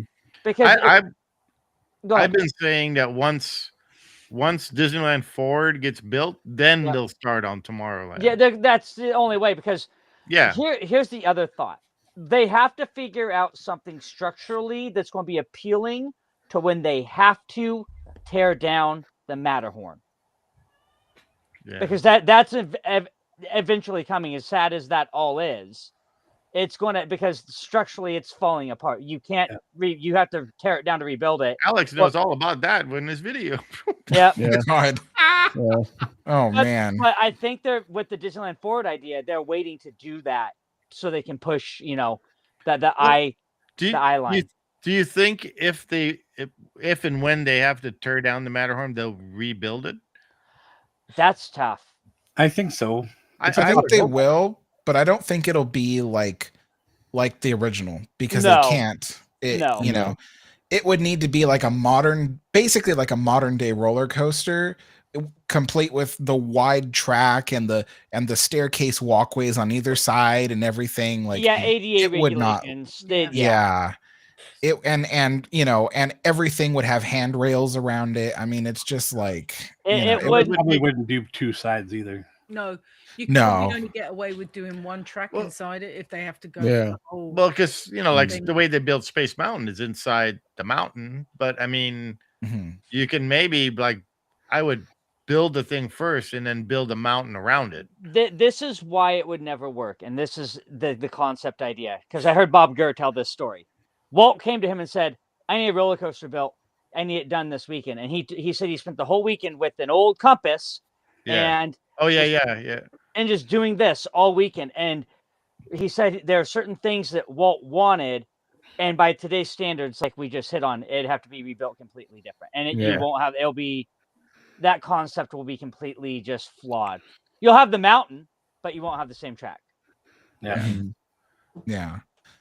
I imagine if it did come back, it'd probably resemble like Disneyland Space Mountain, the same type of ride vehicle. Yeah. And lots of space. No tight caves, lots of space. So I imagine that's what it would look like. But I think also, even just to fit one track, they'd also probably have to make the mountain bigger at the base to even fit the ride. Yeah. So yeah, it would not be pretty. But I know, I agree with James that it's gonna have to be knocked down and rebuilt. Yeah. Because but yeah, I do think that they would, if they knocked down Matterhorn, I think they would build a new one. Yeah, I hope so. Here's the thought. It's a park icon, isn't it? Such an iconic. So that's the thing. When driving down, when I was a little kid, and you drive down the 5 freeway, the first thing you see there is that Matterhorn sticking out. That's Disneyland. It's like right there, Yeah. Well, and they also have the Matterhorn cam. They have a camera outside the park that looks directly at the Matterhorn. Mattercam Matt. Yeah. Yeah. Right, the Howard Johnson's feed. Yeah. Right. Yeah. And it's like that's such an icon. The idea, I think, behind it would be, I think they could push it out, but I also think it would become one of those arguments that, hey, now we can bring back the Skyway buckets because it's structurally sound. Oh God, don't you Don't tempt our tummies with the taste of nuts and honey, please. Pass Lewis a tissue. He may soil himself if you talk about the Skyway bucket. All right. That was one thing I remember as a little kid going in 1989 for the very first time that I got to ride. And then when I showed back up in 96, they were fucking gone. Yep. And I was mad. If that comes back, they won't be the same either. No, they won't. But the idea, I think, is we want. I think there'll be more like the Skyliner that's over at Disney World. Like it'll be that same kind of design bucket. So the thing is, they do still have the counterweight at Tomorrowland Station now. Yep, they have not disinstalled it because, like Robbie was telling us on LTP, that the counterweight weighs Robbie Van Vrol in the neighborhood of 24,000 pound, right? Or 12 ton. Anyway, it would take Herculean engineering to take that counterweight out of the station and put it on the ground. That being said, the counterweight's still in place, so you could, in theory, rebuild a VR 101 model cable ropeway from Tomorrowland Station to Fantasyland Station, minus the Matterhorn, and you just have like Holiday Hill 2, if you will, with the large center tower. Okay. Yeah, but where would For you put the minimal other station? cost, like Robbie did the estimate, it would cost today like $12 million. Oh dang. to do a The total only thing, reinstall. the only thing, if they were to rebuild it the same way, Tomorrowland to Fantasyland, you're going to see into Galaxy's Edge. Oh, exactly. As you don't should. want- The sightlines is definitely something that would give both Imagineers and Disney executives a pause about that, because Yeah. now they're more obsessed with sightlines than ever because they're all Yep. about immersive worlds. And Yeah. so I have my doubts that they would bring back the Skyway for that I know they reason. won't. No. But I did hear there is a YouTuber and she's a civil engineer, Mhm. and she had this theory She's that Yeah. what? Go. She had this theory that that the return of the people mover was something that is inevitable. So, I mean, Indubitably. yeah, she didn't go too far into it, but basically she said like everything is there, people really want it, Yeah. and and something about the fact that Disney has the patents for the technology, and if they don't use the patents, eventually they will, they'll lose them. Yeah. So yeah, she tends to think that it's inevitable that the people mover will come back. Well, that's the one thing. If you ask anybody what defunct ride could you bring back or would you want brought back at Disneyland, pretty much People everybody mover. says the Yeah. People move. Yeah. 100%. No, she says Disneyland. Just want to put that out real quick. Yep, Yeah. yep. Like, Yes, and Manny, Walt- that is, Walt it's a Disney great World, memory. whole new story. Yep. Yep. Off the 5 freeway, you always seeing Nobody that. says bring back the rocket rods, do they? No. No. Let's bring back the Mike Fink keelboats, please. Yes, actually, I was about ready to say Thing, that. Please. I can do this all night, please. Yes, no, don't start. The mouse It's flip. like Mike me- Fink was my next one. Bring back the Mike Fink's keel boats, please. I just linked it down there. It's the Mouselets. That's her channel. Right, the Mouselets. Yeah. They have their Now- Facebook channel. Very Now, cool. now here's a fun theory. If we're talking theories, I think the iteration of our Skyway is going to come when the Disneyland Forward project takes over Garden Walk. I honestly think it's going to run from the front gate to where Garden Walk is. Like, there's going to be a pickup spot because there's going to be parking there. It's going to run all the way down to the Big A, down to the Anaheim like You're Anaheim. talking about the Swift City project. Yeah. You've covered that on the show. Yeah, that's going to be. I think that is going to be our overall Skyway because it's going Yeah, to be. yeah, exactly. It's going to be in It's coordinates actually with better than Anaheim. Skyway because there are a Yeah. ton of And- them. Yeah. They're hoping to do that because of also the Olympics coming. Yeah. Yeah. So. Yeah. I wish that monorails weren't so restrictive, because I'd love to see an expanded Disneyland monorail. That'd be like amazing. even a branch line that goes to down to where Toy Story lot is, comes up through the new parking structure they're going to build, and then like the ticket and transportation center at Magic Kingdom. yeah. But it's just monorails are such an impossibility in today's world because of how expensive they are and all that sort of stuff, and everybody's against them for some reason. Yeah, I don't understand why they work so well and it's easy to install. But Tokyo did it. Yeah. Yeah. Did it well. Yeah, exactly. But Yeah. over here, yeah, bitch. I'm a little better now. Yeah. I'm still hungry though. He's got the munchies. He's been into Ross's brownies. Yeah. Steve, you've been in my brownies. I want them back. But like everybody was saying, I mean, it definitely, if they could integrate that type of kinetic energy into the greater DLRA footprint, almost like the hub and spoke technology they were talking about with the notional Epcot City in Florida, that would be like fantastic. Like instead of doing the Swift City Skyway from like the Honda Center and like the pond and Angel Stadium to the parks, you run a monorail. Yeah. Yeah. Oh, yeah.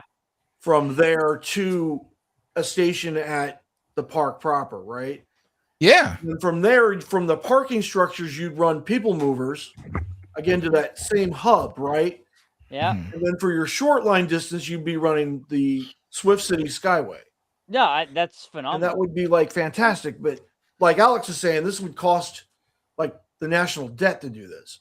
Yeah, I mean, it's funny because so you guys probably heard about the California high-speed rail coming down to Anaheim. And Disney wanted to bank off of that because they were like, they presented the idea of building a monorail that goes directly from the Arctic station in Anaheim and then goes straight to Disneyland Resort. And Anaheim was fine with it, but the people of Anaheim were not fine with that. And so but I was like, dude, that would have been a perfect idea. What I don't understand about that is it's gonna make the city money. Yeah. Yeah. Exactly. So Yeah. why? Because it would have had a station like further on for Angel Stadium, and then it would have had another station somewhere between Angel Stadium and I think one near Garden Walk or something like that. Yeah. Well, and then I But remember as a kid when they were planning when they they're gonna build by the Queen Mary and everything when Disney owned all that.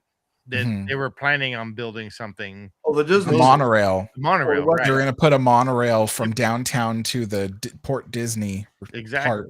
Yep.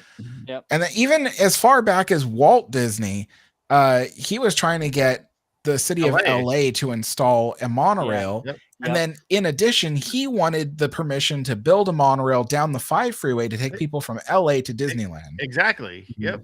Yeah, because there's an actual video or Walt Disney movie or whatever you want to call it, short about that whole thing. Mish, we have our NIMBYs here too. Yeah.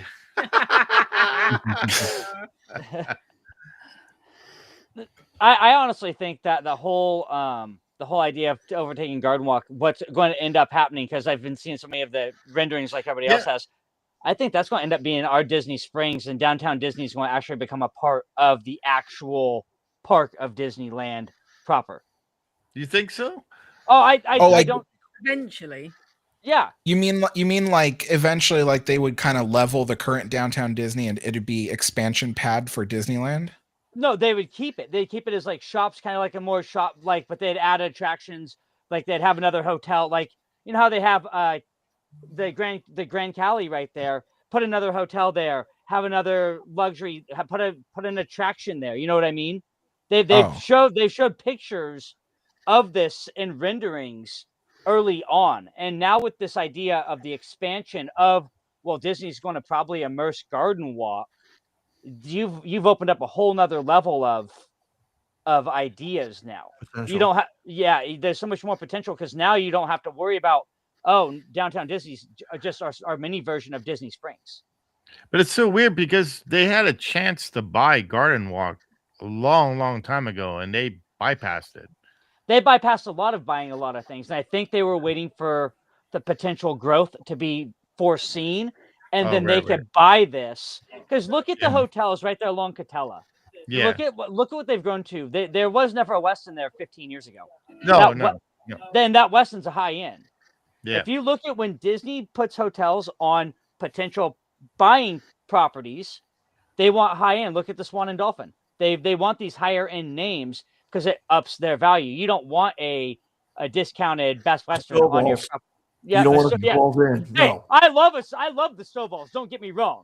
That's a great little off-property hotel. Or that little candy cane places. Oh, Candy Cane's wonderful. I'd stay there, but again, Eden Rock, what? Right. but the idea is you want these higher end value names. So now I can buy up this property. I now have a hotel right next to it, and now we have this value that Anaheim can no longer deny. Where before there's this plausible deniability that, we buy up all these little spaces. Disney's just buying it to buy a third gate, a fourth gate. Well, K-Lot's been closed for 10 years now. That's their third gate. Which lot is that? What did you say? The Catella lot. So that's Toy Story and Friends? Toy Story. Oh, that one. Yeah. That was an old cast member parking lot. I used to park my car there and catch the shuttle to the parks. That's the old strawberry fields. Yep. So that is now potentially used for a third gate. That's bigger than DCA. So, yeah, so I that remember that, Manny. Wait, so K-Lot's been closed for 10 years? Yeah. Yep. Over. Because I went back in 20. So I left the parks in 2012. I took my daughters when they were, my stepdaughters, they were 7 and 10 or 8 and 10. And we went down there and I asked one of my friends who was still working at the park about K-Lot. And they're like, oh no, K-Lot closed like 2 years ago. Like in 2013, 2014, it closed. Oh, wow. Yeah. I had no idea. Manny said he used to park there too. Yeah. I used to park there. Yeah.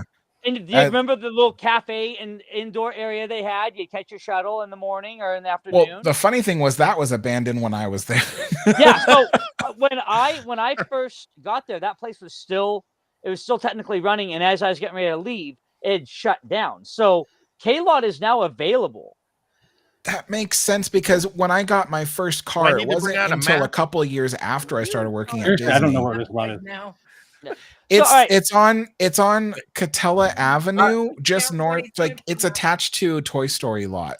Hang on, I'm bringing out the map because I want to see. So, all right, so you know where like the La Quinta Inn is and the Garden Walk, that parking lot directly across the street. That is Catella lot. Yeah, it was a Castleman parking lot for a long time. I gotta share my screen. Yeah, on screen. I've unlocked a whole idea, a whole topic here, without even meaning to. Sorry, guys. No, I like it. To get a map up. Yeah. All right, so this is the lot right here. This, right? Yep. This little shack. Yep.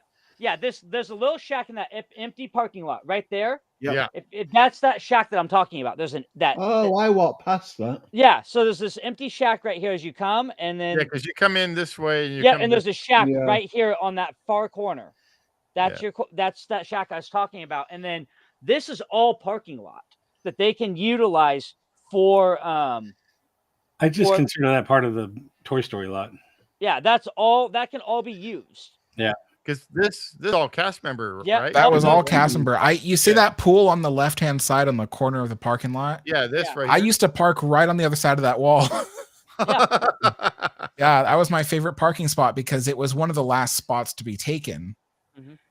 Yeah, I talked about this before too. So you could fit in backstage area. You can even fit a hotel, and you would still have just as much space as DCA. Yep. Yeah. Yep. Yeah, we did a whole show, didn't we? Yeah, this is all usable lot, all of it. Wow. And that's a big lot too. And now with the idea of being able to run a transit system through Garden Walk, which is this. You go down here. These are all secondary hotels that Disney has started to buy up. You think about the Carousel Inn used to be there. That's now a parking lot, a cast parking lot, which that's that right there. That parking lot up over here. The Carousel used to love be how right you point at the screen just like Shazza does. Yeah. I can't help it, guys. No, I do it all the time. I get told. You know what's funny was that whole area where the Garden Walk and the Anaheim Fire Department are sitting, that was all owned by Disney at one point. It was. And in fact, everything even to the right of Clemens Street or Clementine Street, all that was owned by Disney as well. And what Disney was doing was they were selling off plots of land to hotels and stuff like that because they wanted to make that money back. They were really, bringing up the property value of everything. So they were selling off these lots. And then next thing you know, there were all these hotels within a short period of time that were like, hey, we want to purchase this particular plot of land. And they basically pulled a Walt Disney from Walt Disney World. And they bought up all this land in this big rectangular lot. And Disney was like, cool, great. We sold all this land. We made all this money. And then next thing you know, they started constructing the Garden Walk. And Disney was like, wait, whoa, what are you doing? Yeah. And it turned out that, they were completely swindled. They didn't realize they were going to build the Garden Walk there. Yeah. And it was going to rival Downtown Disney, although it failed. But it did. It really did. Yeah. But I was there 2 years ago. It was pretty sad. Yeah, it is. But it's funny because Disney hasn't bought the whole thing back because it cost so much money and it would cost them a lot of money to demolish, and they don't even have a good use for that land yet. So, but they're buying it back slowly. Yeah, this is where they building that giant parking structure. Yeah, so and that's the old Carousel Inn lot. That's the old Carousel Inn and all that. Because Carousel Inn was one of my favorite hotels to stay at. It had that big round circular glass. yeah, that's this. Yeah, that here. strip. Yeah, that all right there. Yeah. And so I used to stay there quite often, actually. It was perfect, for a young Marine coming up and trying to, save some money first and foremost. But they were also really friendly to me because they figured out that I deployed, I'd come back, I'd spend a lot of money there. And when I went down there, I was sad because they took it away. But then I found out Disney bought it, and then I started listening to Mark Bricky and listening to his thought process. I'm like, oh, there's a much bigger picture in play here. Yeah. Yeah, and that building in the middle between the two parking lots, it's like a federal building. Yeah. Yeah. And what nobody's been talking about yet is whether or not Disney bought that building. What they've been talking about is the replacement of the Pumbaa lot with the structure, and then that upper lot will be the new transportation center. But nobody's talked about if Disney purchased that federal building. This is like an immigration thing or something like that from the last time I saw. But did they take you there? Yeah. You look like you belong over here. But I noticed that they took off the labeling of this. So they probably bought it and they haven't mentioned it. Because Disney is also known, as we know, with the Florida project, of buying things and not saying that they have bought it. Yeah. And this is one of those things that I could see becoming costuming or a corporate building of some sort for cast members to park there, because that will continue to be a cast parking lot as well. I could already see that. So I see this it's a being big building too. So. I see it being pivotal in the Disneyland Forward project, because all of that right there leads to the idea of being able to buy these hotels and buy Garden Walk and turning this potentially to a Disney, rivaling Disney World again, like it used to. Because for years, as we all know, and I don't know how many of you have talked about this, but I've talked with this with my Josh, that for years Disneyland rivaled Disney World for just certain aspects of it, and over the last 20 years, it has lost that luster, and Disney World has taken over the complete spotlight. And I don't remember the miniature golf course. Oh, that was. I had a friend that worked there. That was a long time ago. Long time ago. Where is that? That's where Mickey and Friends is now. Yeah. Oh, really? Mm-hmm. Yeah. And just north of that's the campground. Yes. Oh yeah. Yep. I remember that. I remember this being a campground was over here somewhere. Yeah, that's like Magic Land RV and Camp or something, or something like that. Yeah, they not cast member parking lot. Yeah. Yeah. Yep. No. Yeah, because you have the ball lot. I think that's a new ball lot. Old ball lot is over by the old corporate building. Yeah. The old ball lot is. Right here. I heard it. Well, I think it's further to the left, just north of Mickey and Friends. Yeah, just north. Because that lot was also a cast member lot for quite a while, and now it's mostly abandoned. Yeah. That building with the green roof on it is the Disney Central Bakery. Yeah. So they do all the baked goods for Disneyland Resort. I remember you talking. That's this building, isn't it, or something? Yeah, and that building is both a blessing and a curse, because the blessing is that they were able to produce a lot more high quality items because all of their best talent was under one roof. But the curse of it is that now you don't get goods that are baked in the park, specially for the guests. Like, I don't know if you remember, but Blue Ribbon Bakery on Main Street used to make their own cinnamon rolls. They did. And they were delicious. Now you just get these corporate tiny cinnamon rolls that come out of that building. Hill's Brother Coffee House used to make the coffee cakes in the coffee house. Yes. Now they made a consolidated bakery. That was like Westwood Ho used to be a fudge shop, and they used to make the fresh fudge there daily. Right. Mm-hmm. Yeah. So, all the baked goods around the park used to be baked in the park, and now they're baked under that same building. And and so now it doesn't taste as good anymore. It's just the quality is not as good, but it's more it comes out faster and more consistent because of that building. So it's a blessing and a curse for Disneyland It's Resort. like the Little Red Wagon. They don't make their own corn dogs anymore. Oh, do they not? No. Oh, So wow. all the Little Red Wagon and Corn Dog Castle share the same central cooking, and they're made at Corn Dog Castle and sent over to Disneyland. Oh my God! They used to deep fry their own corn dogs there. Yep. So what it is they're partially already made, and then they throw them in the fryer again. Oh my they're God! They're like par baked. Yeah, par cooked. Oh, yuck. That's gross. So See, that's how you notice- get oily corn dogs. If you remember back in the day that the quality was so much better. Now you go buy one now, you can taste the quality difference, and they're better at Corn Dog Castle than they are. I've heard people say this is like State Fair, Walmart that they're corn better. dog. Yeah. Actually, I like the corn dogs in Downtown Disney. And yes, you are a Southwood Ho. Oh yeah. That place is good. That one. Oh, that one. Oh man. Yeah, I know. It's the one near the monorail. Yep. Don't get me going on the monorail. I wish we still had the monorail bar. Here. This guy right here. Yep. That one right in there. That's a good one. That's Blue so ribbon wonderful. corn dog. Oh wow. Yeah. Yeah, they're good. That ain't it. Well, that's Disneyland Drive. Oops. No, Go back. Sorry. Sorry. See, we have so much room to play with a new Space Mountain. I would love to see a new Space Mountain. And I always talk about this, but people are like, "Oh, I love Disneyland corn dogs." And I'm like, they used to make them fresh at not corn dogs. I'm sorry, churros. People say, I love Disneyland churros, and the thing is, they used to make them fresh at every churro cart.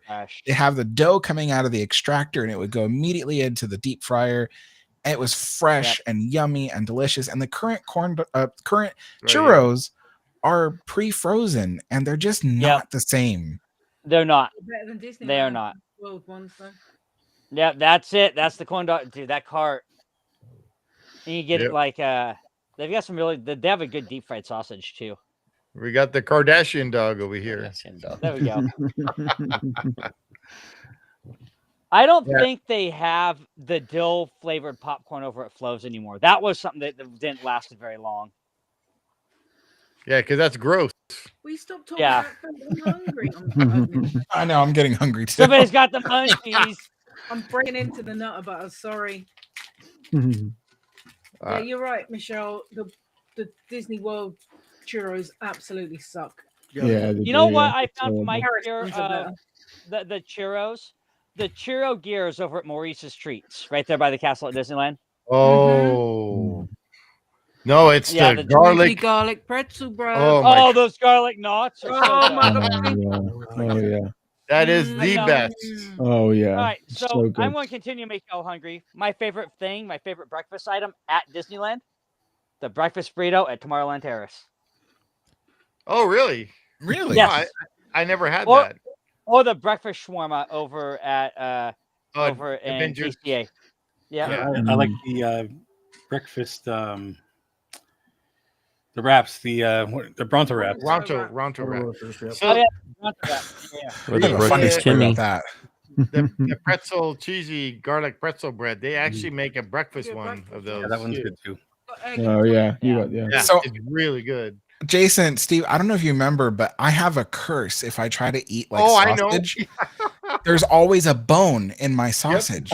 Yep. And so I remember when Cars Land opened and I went to Ronto Roasters with Steve and Jason, and then you guys were gonna get Ronto wraps and stuff, or the breakfast one, I think, or what one of them. It came with a sausage. Yeah, I can't remember. Yeah, it had sausage in it though. Yeah, and I'm like, I don't know if I should order it. And you guys are like, why? I'm like, because I'm probably gonna find a bone in it. And you're like, what? That's not, But I got one anyway because I'm like, whatever. So I'm eating it, and sure enough, I found a bone in mine, and I put it right there on the table in front of you guys. And you're like, I don't believe it. I've never had every single time.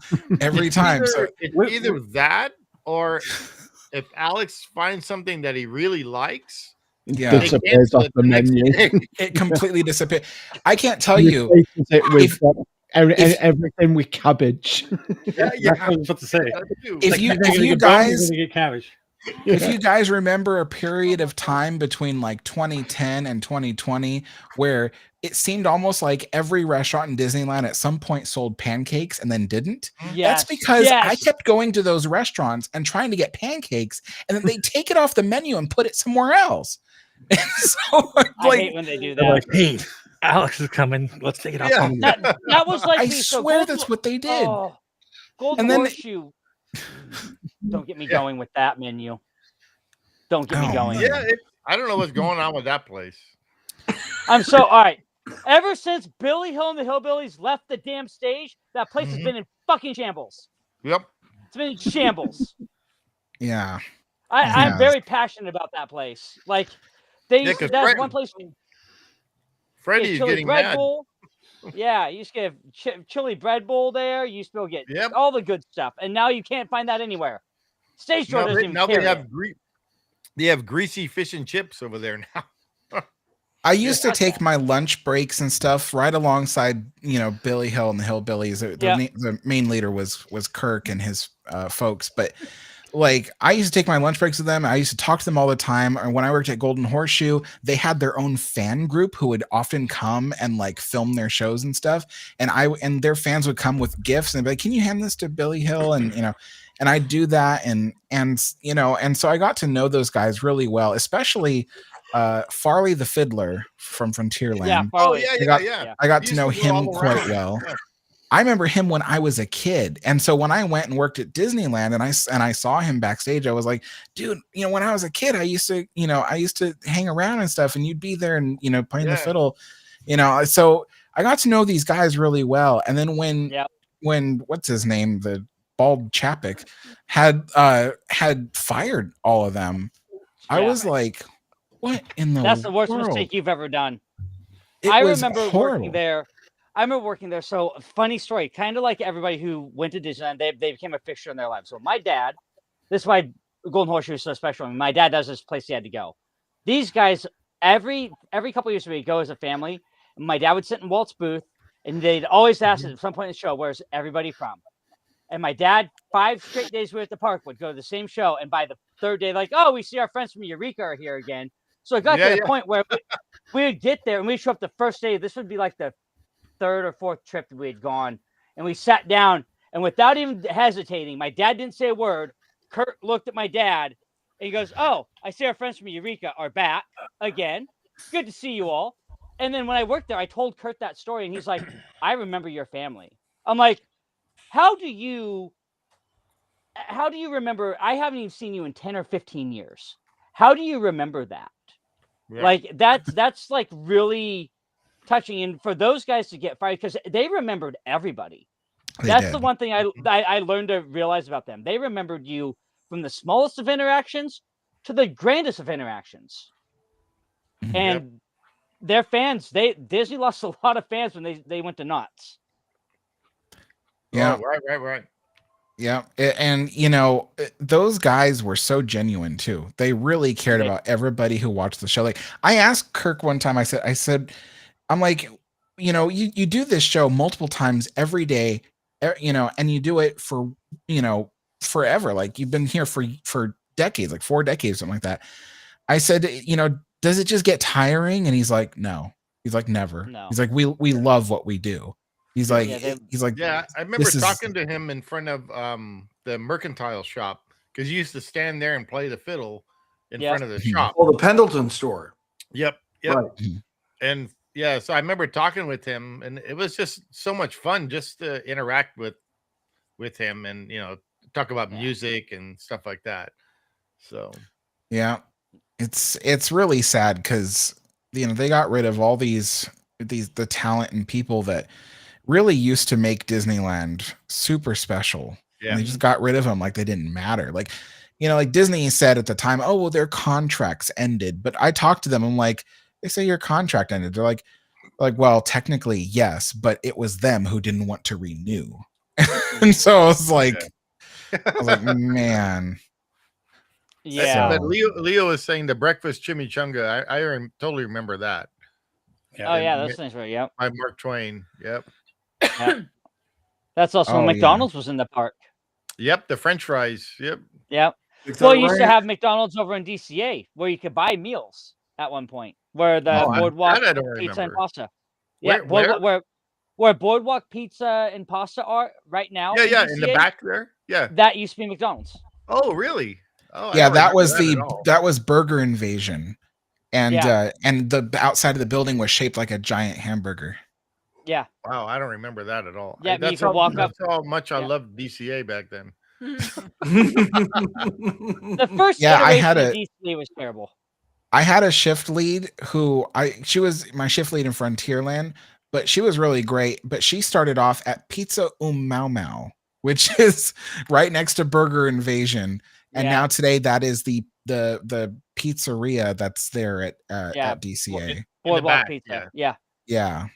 Actually, for pizza, that's the place to go for pizza. Yeah, pizza and pasta, dude. I will send anybody there. Like, where's good pizza and pasta at Disney? Right there. Go there. Yep. That. Just like I say, the pizza there. Just like I say, Rancho del Zocalo is the best place for Mexican food. Oh yeah, Now that Joe's is gone, except for when I got coleslaw in my all your carnitas burrito. But it was funny. It's like I used to get the pancakes over there all the time. Yeah. And then we met with Alex, and then all of a sudden it moved. Where are the pancakes? Poor Alex. It went to Red Rose Tavern, and we were there. We eat pancakes over there, and all of a sudden that was gone. And then Edelweiss Snacks over by Matterhorn. Yep. At one point, they started selling a what was it called? Like a pork hock, or not a ham hock, but it was like pork shank. There we go. They were selling pork shanks. Because at the time, turkey legs were becoming like super popular again. Yeah. And it was like the big craze was buying turkey legs. And so Disney's like, oh, what if we start selling pork shanks? And they did. And it was so good. It was like slow cooked, like pork shank. Oh, wow. So delicious. And it was served with like a house-made barbecue sauce. And I ordered it. I'm like, oh my gosh, this is my new lunch at Disneyland. Yeah. And then not even like a couple weeks later, when I came back to Disneyland, it was gone. They were like, nope, no more pork shanks. You're like, I love how Leo is chatting in the chat rather than just talking. Yeah. Are you still there, Leo? No, I'm still here. No, I'm listening. I'm actually communicating with Mish. Just butt in and talk. Cut people off. It's fine. Yeah, just cut us off. Tell us to shut up. Yeah. I honestly. Hey, we're talking about food. Yeah, I know. The turkey legs at Disneyland, by the way, have gotten terrible. They're the. I never liked them because it smelled like ham, and I don't like ham. So they might be ham. Who knows? Yeah. This is turkey tastes like. There was a rumor for such a long time that it was emu legs, and it's like I remember that. Yeah, it's ridiculous. An emu leg would be much bigger. People like don't the realize size of my head. They have Bronto burgers and stuff too. Gosh, do that. Like that big steak from like Flintstones that gets put on the side of the car. Side of the car. The ribs. Alex, here's a question for you. Do you remember the in-between between Mansion and Splash, the one back there on that side? The in-between for cast members. Do you remember going in there and having like Walt's chili?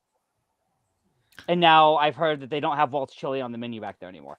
Between Mansion and Splash? It's back. It's on that side. It's on the further side. It's on that side of the park because you had the in-between it by Plaza. And then you're talking about the West Sider. Yeah, the West Sider. That's right. I can't remember the name of it. Yeah, the West Sider. You want me to bring up the map? It was a cast member restaurant that was located underneath New Orleans Square. That's right. Yes. Cool. Yeah. And when I hired in, it was still there. And it was pretty good. And then what they ended up doing was they ended up completely tearing it out, and they turned it into a massive dishwashing station. And yeah, so I ended up eventually working at that dishwashing station. It was huge. Yeah. But then they built a new one that was outside. It was in a 2-story building, not too far away from Pirates. And then that became the new West Sider Grill. And that served food that made everyone sick. I remember the West Sider Grill. The diner had just got torn out, and I had hired in when it was the grill, and the grill was actually really good. It was, yeah. When it first opened, it was so good. I used to go in there and get Walt's chili, and they had this grilled cheese sandwich I used to throw bacon and pickles on. Oh my god, it's the best. As you talk about a grilled cheese sandwich, that's the best grilled cheese sandwich I ever had in my life. You know, people did talk about that grilled cheese sandwich. They were like, it was really good. They also had a few other. I can't remember. I had like a usual, like something I usually get off the menu, and I don't remember what it was. But yeah, that place was really good when it opened. Yeah. But then like eventually, you know what it was? Okay, so you wouldn't believe this. So those cast member restaurants were operated by Disney for a while. And then they decided to like get a third party company to do it. And that was what was it called? It was Magic Johnson's company. It was yeah, I remember that. It was something magic. I can't remember. Magic. No, but it was Magic Johnson's company. And so they became the contracted people to work that place. And so yeah, their food became really it made people sick to their stomach. Yeah. Wow. I think I left right before that, but I remember talking to friends because I remember like there's the in between right there by Plaza, and it had Subway inside of it. So when I had to work a GSO shift, I'd always go into there. Oh yeah, I remember when they installed the Subway in between. That was so good. Oh, it was funny because you go in there and guys, so you see princesses in the park and you think they're all great and they're all fun, and no, princesses are bitches. He's like, yep, yeah, I know. They sit in cliques. They're cliquey. They think they're better than everybody. You go to approach them, say hi. Oh, they are the mean girls. The worst was Jasmine. When I worked at Bengal Barbecue as a busboy. Oh man, I hated when Aladdin and Jasmine when I hated when they would come by, because in character they're supposed to be mischievous. Well, you know what that means? What they do is they'd come by and I'd be cleaning up tables and throwing out trash, and it's Bengal Barbecue's busy. People want their tables and people would leave trash behind. Well, here Aladdin and Jasmine would come and they toss the trash off the tables, fling it into the air, into the middle of the walkway. And then it just, oh my God. I remember one time they knocked over some kid's soda while he was still trying to drink it. What? And it was just like, I was like, are you kidding me? And they knew, because I had to clean it all up. They knew I had to do that. It made me so mad. They would do it right in front of me, because I'd be going around with like my dumpster thing and I'd be like ready to collect plates and stuff off the tables and put them in the dumpster. And they would come by and knock them all off the tables.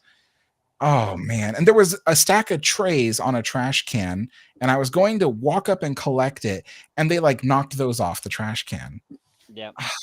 I would have threw him in the trash. I was going to say, I bet Steve wishes he was there. Oh man. Yeah. They were like, you'd go working because you had your breaks between the parades, if you're working a red vest shift, and so you work your first parade, and the route goes backwards to back to Small World, where they take the floats but backstage or whatever. Yeah. But you get that like that 45-minute or hour break, and everybody like either bring their lunch or like you'd be able to sneak across to Jolly Holiday or get something or do the in between. You had to do it quickly and not be seen, really. That's the thing. When you're on your break, don't be seen. Or if you want to go be seen, grab a pouch of power, grab some pens, go interact. Don't take your break. I'm like, okay, well, I won't take my break. And you want to go get in line for Subway. And next thing you know, here come the princesses, and you'd be in line and you'd hear them just start chatting about, oh, I can't believe this costume character, this is being this way today. And I'm like, you're a costume character, you asses. In my head, I'm like, really? You guys are that? I had such a different perception of princesses until I started working as a cast member. Oh, they used to cut in line at the end of the day. They would cut in line And I'm like, what are you doing? I've been standing here for like 10 minutes. And I'm like, oh, we're going to be really fast. We got to hurry and get back. And I'm like, yeah, what do you think I got to do?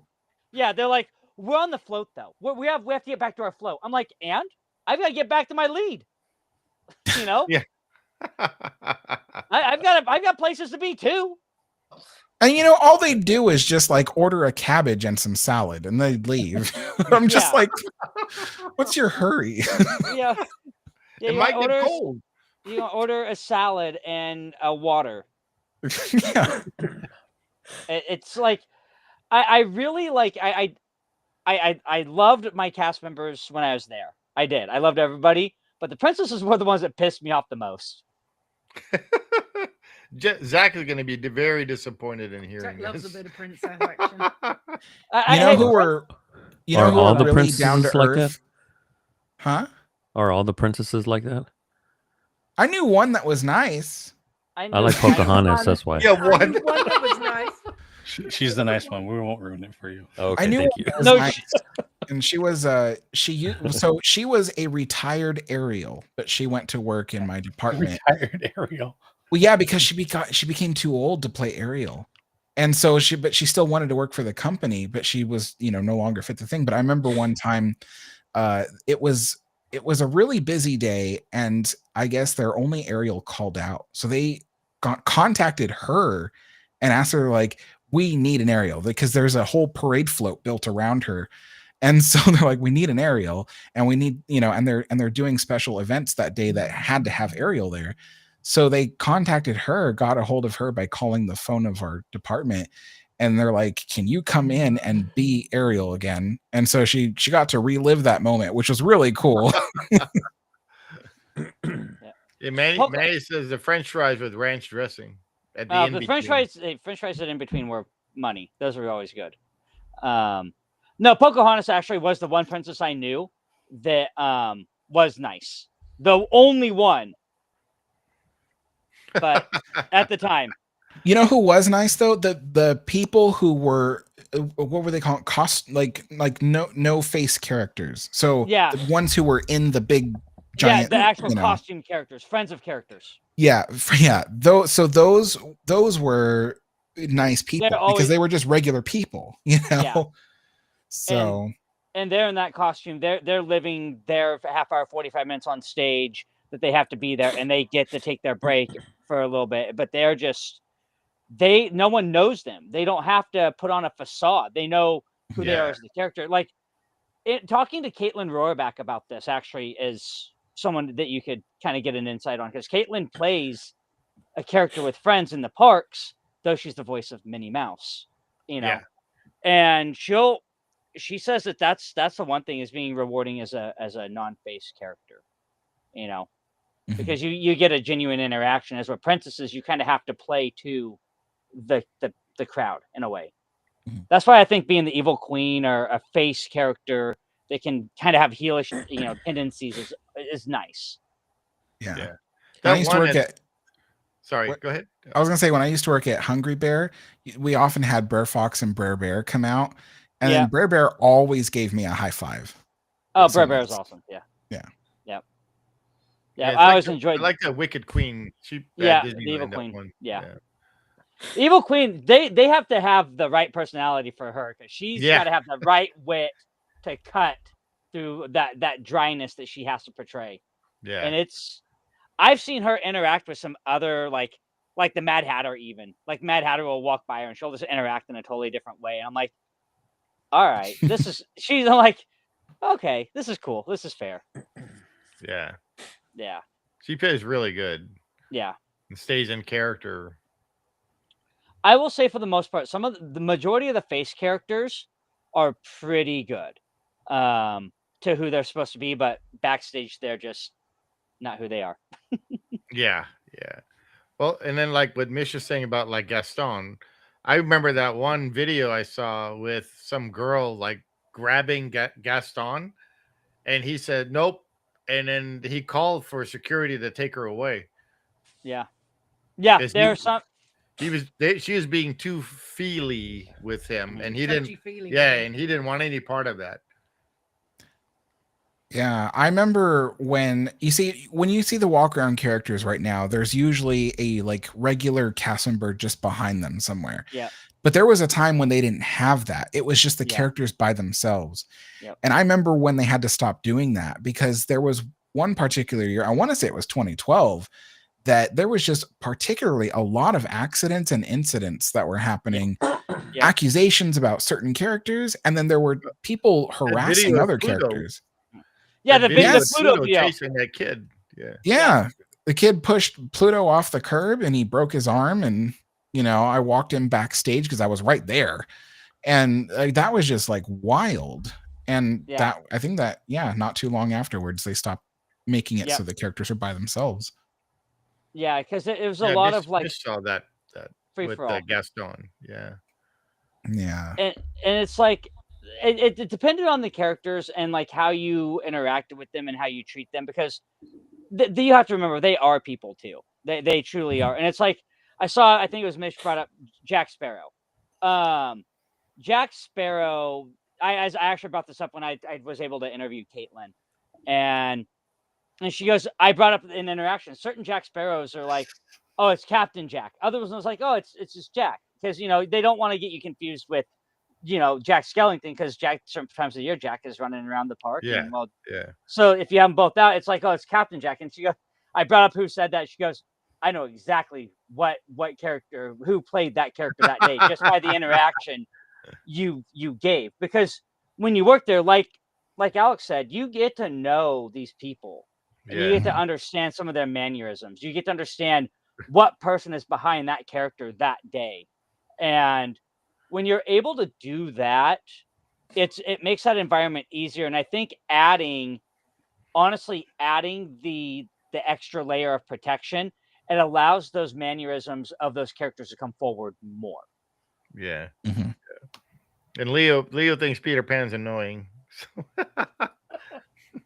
I mean, and Manny says the princesses walking in the park could not stand the parade counterpart. They could not. They could not. Yeah. That is 100% true. Yeah. The ones that are in the park, they were very. It's where the characters in the park that walk the park are very subjugated to what the actual parade characters do. That's a whole different time frame, a whole totally different time at being at the park. It's just a matter of when they do it. And the thing is, you'll never have two characters out at the same time. So if the parade's going on, you won't see any princesses in the park. The only character you might see in Toontown would be Mickey Mouse and Minnie Mouse with other Mickeys on Main Street. Other than that, you won't see any other characters on stage at all. So what did Miss say? Said, one time I met Jack Sparrow and was like drooling, but I behaved. And I said, thank you so much for meeting us. He looked at my chest and he and goes, the pleasure was all mine. That sounds like something Jack Sparrow would say. Yeah, the ones at Disney World are awesome. There's a particular one that recognizes Sam because she's got a Jack Sparrow tattoo. And we've met him, I don't know, 3 or 4 times the last time we've been to Disney World. And he points at her now and he says, you! Yeah. And calls her over, which of course, she's like, ooh, yeah. because she's got a bit of a That's pain. funny. Yeah. Oh, man. Now, I think the sweetest of the princesses now is Tiana, if we're being completely honest. If you meet Tiana down in the bayou, down in the store that they created specifically for her,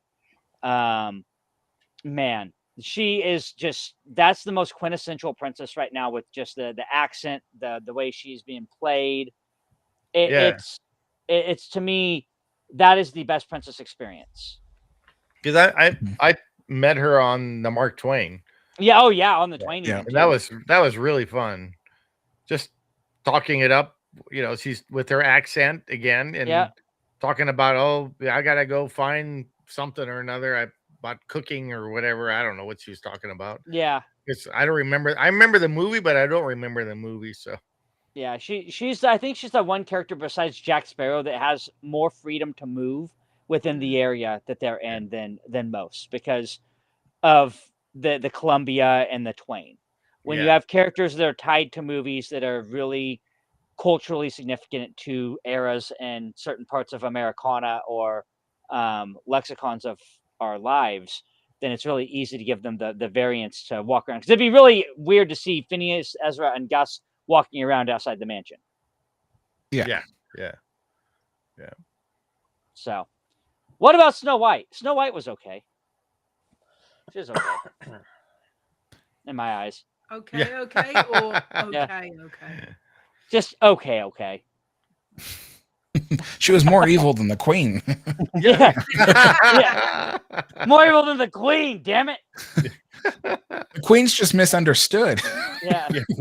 No, I think Alice has got to be one of my favorites as well, because she's always a little bit more down to earth because her character has this chip on her shoulder anyways. Yeah. I love watching them when her and the Mad Hatter are on the teacups and stuff. And they interact with everybody. What? That video you have with the Hatter and that one guy next to you who I know, yeah. Anything. The Hatter was going around putting his tea in the teacups. Yeah. And then he went over to where Steve was, and this guy next to him, he was like, "Do you want any tea?" And the guy was like, not having it. He was just like, he didn't want to play any part of the faking or whatever. No. The make-believe thing of he's supposed to be in the happiest and then he said something to him. I forgot what he said. But. Yeah, I don't know, but he handled it well and just went back and he's like, yeah. I love it because that's the one thing as cast members is like you're taught to do, like bring the imagination out of people, and some people you just can't bring it out of. It doesn't matter how hard you try. It's like it was like he didn't even want to be there because he was standing next to me just like waiting for his family or whatever, and he's like, I hated the people at Mansion that would jump the shark because I'd be, there's always the corny jokes. I'd be working the foyer and I'd be like, yes, please, this way, please, bringing them in. Then you get into the foyer and like, you tell the corny joke, what type of wood is this made out of? And then you have that one person before you can even get the joke out. Dead wood. I'm like, are you way to ruin it for everybody else, you ass? Yeah. Just way to ruin it for everybody else. And then you shove them in the mausoleum and lock them in. Yeah. Oh man, so Manny was friends with Snow White and she found out she was pregnant. That's what happens when you live with 7 men. Don't know which one it was. I think it was Sleepy. Could have been Grumpy. I'm sure it was Happy. Yeah. You know why it was Happy? She wrote Thunderclap. Yeah.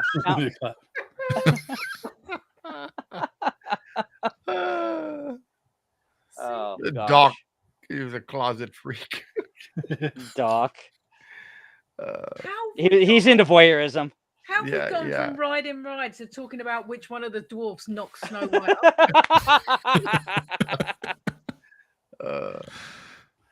I think it's getting late. That's why.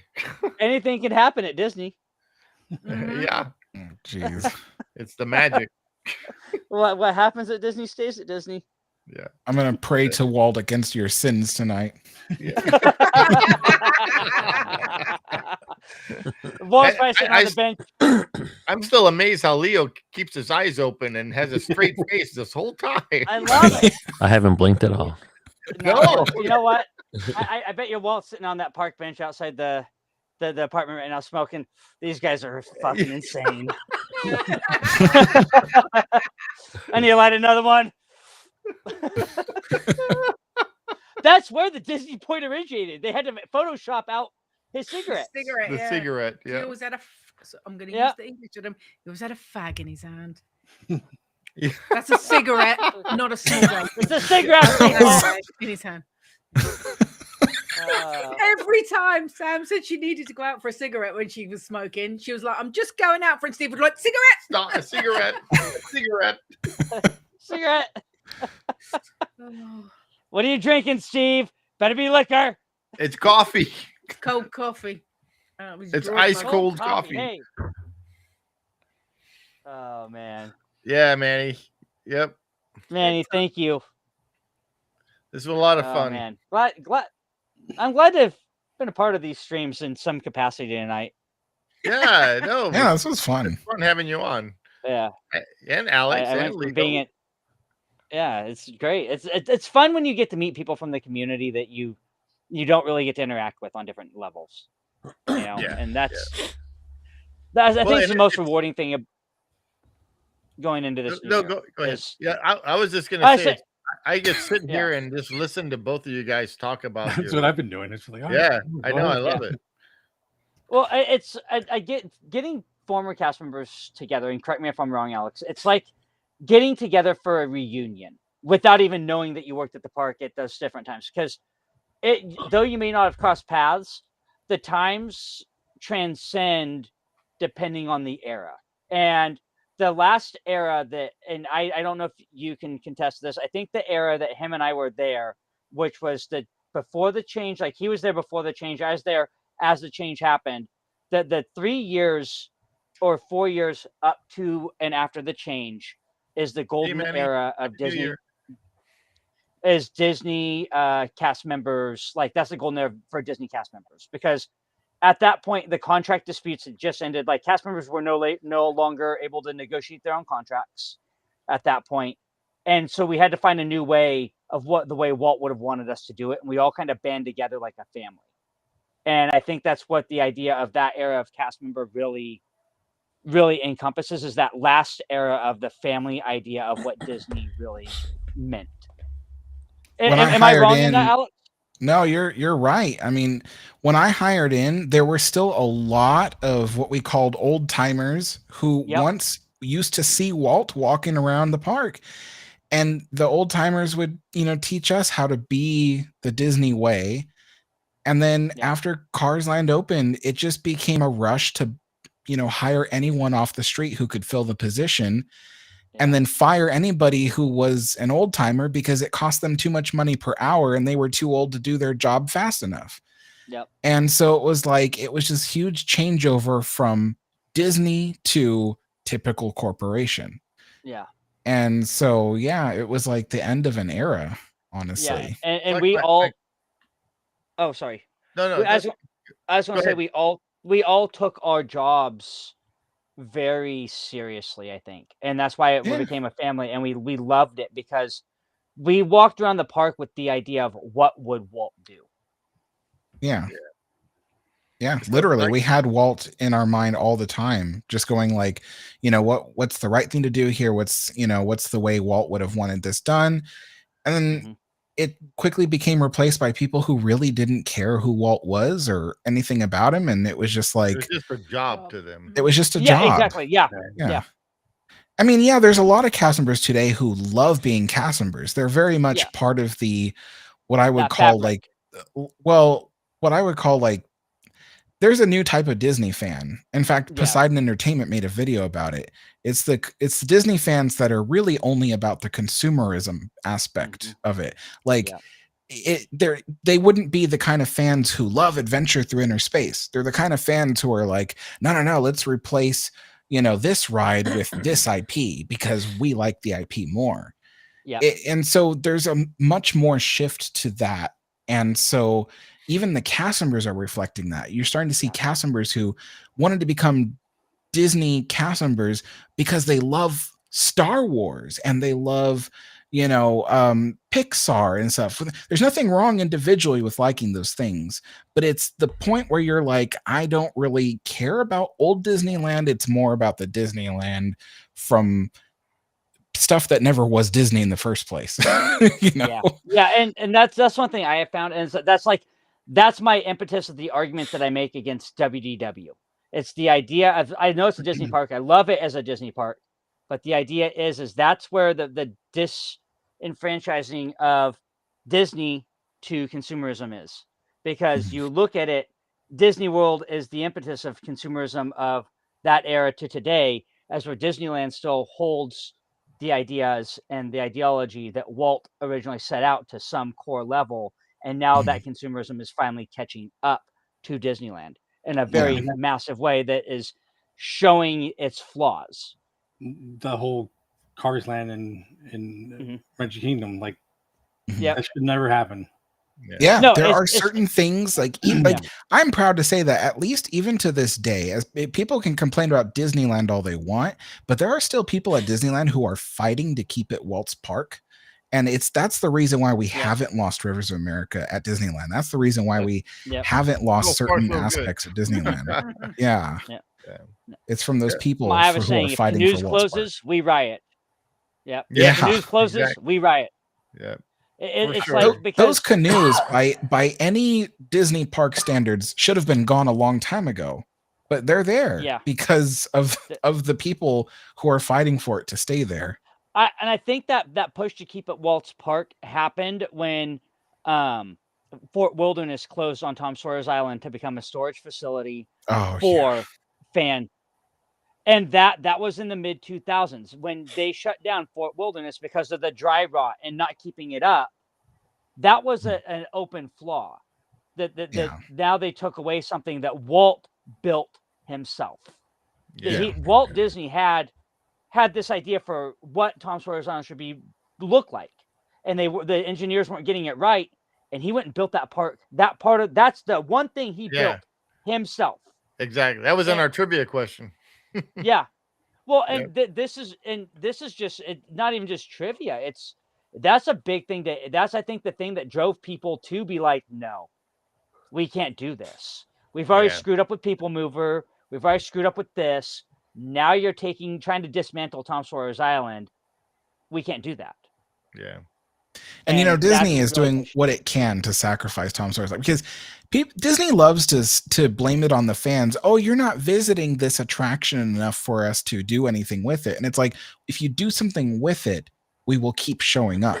And so Disney is sabotaging Tom Sawyer Island because they're closing down everything about it that was interesting.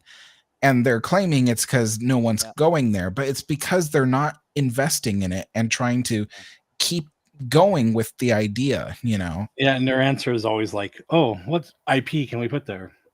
Yeah, it's not always about an IP. No. It shouldn't be about an IP. No, it's not. No, it shouldn't. And that's the one thing that I think I love. What Walt's original park was, there was no IP. The only IP, it was Disney IP. It was all characters that were created by the Disney Corporation. Yeah. Or they were already created characters within the storybook world, but Disney has the rights and created them, and he did things the way that needed to be done. And I honestly feel that when you started, like, Star Tours was great. When you added Star Tours, it added a different layer to the parks. It was different because you were able to then bring in Captain EO, and you're able to use different people, and that's awesome. However, when you open that gate, that only leads to future of what we have now. And for me, as someone who is so Disneyland, and we know this, that, like I said earlier on the earlier cast, I'll swing upwards.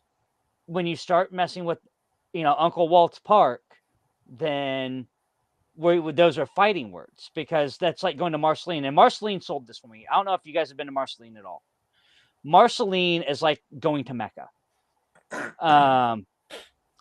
Going there, feeling, seeing, walking some of the steps that Walt walked in that area really sold the idea of what Disneyland means to people to me. Because you go to that museum and you see some of the train tracks from the Carolwood home. You see one of the original flags that was flown above Disneyland. You see an original Autopia car that, like, these are things that people love to see and love to be a part of. And when you start taking away for them, we long for that nostalgia more. And I think this is why this generation is about ready to hop into a nostalgia train. I think Disneyland is going to see a revitalization, like we said earlier, in different iterations of not monorail, but Matterhorn or People Mover, because we have this idea of wanting to have more. Then that means get something around your neck and hold it up so you can continue. There you go. Yeah. You need to train yourself better, Mish. You can't go to sleep until at least 8 a.m. Or just hang it from the ceiling. Yeah, get some fishing wire. There you go. Prop it up against the coffee mug on the side. We're using some practical effects here, guys. Practical effects. All right, night, Mish. Good night, Mish. Happy New Year. Happy New Year. No, so I get on these soapboxes about Disneyland, but Alex is right. It's like when you start fighting for what we believe in as Disney people, Disney will listen to some degree if it's Disneyland, but when it comes to Disney World or the other parks, they don't give a shit. Nope. Yeah. Exactly. Because we fought, I heard so many voices cry out when they said, "Oh, we're putting Cars Land in the Rivers of America," and people are like, "What? Why? Why are we doing this? Haven't we learned from the People Mover in Disneyland? Haven't we learned from this?" And they're like, "Oh, we don't give a care. You have all this land in Florida." Muppet Vision down as well. That was sacrilege. Yeah, when they took it away from Disneyland, I was upset. And then they took it away from there. It's like, come on now. I just really hope that they put it in the theater that they've got that crappy. Oh, no, it's not crappy. It's actually really quite good. The Villains show at Hollywood Studios. They could easily put Muppet Vision or something similar to it. Here's the thought process. Do you think taking Muppet Vision down was forethought for a retheme to the new Muppet Show? Because the new Muppet Show comes out in 26. They literally binned it because they wanted to stick Monsters Inc. there. Okay. Fair enough. They've been looking for an excuse to get rid of it for a long time. Okay. But they didn't have anything that they could replace it with. Well, that's kind of like with me and Monsters Inc. in California. They've been trying to get rid of that for years. Mm-hmm. And now they found a reason to put something there. And they could have put Avatar somewhere else. Yep. Completely somewhere else. Well, I hope they take that Monsters Inc. and move it somewhere else. Like, I hope they give it to Paris or they'll give it to one of the Asian parks rather than just binning it.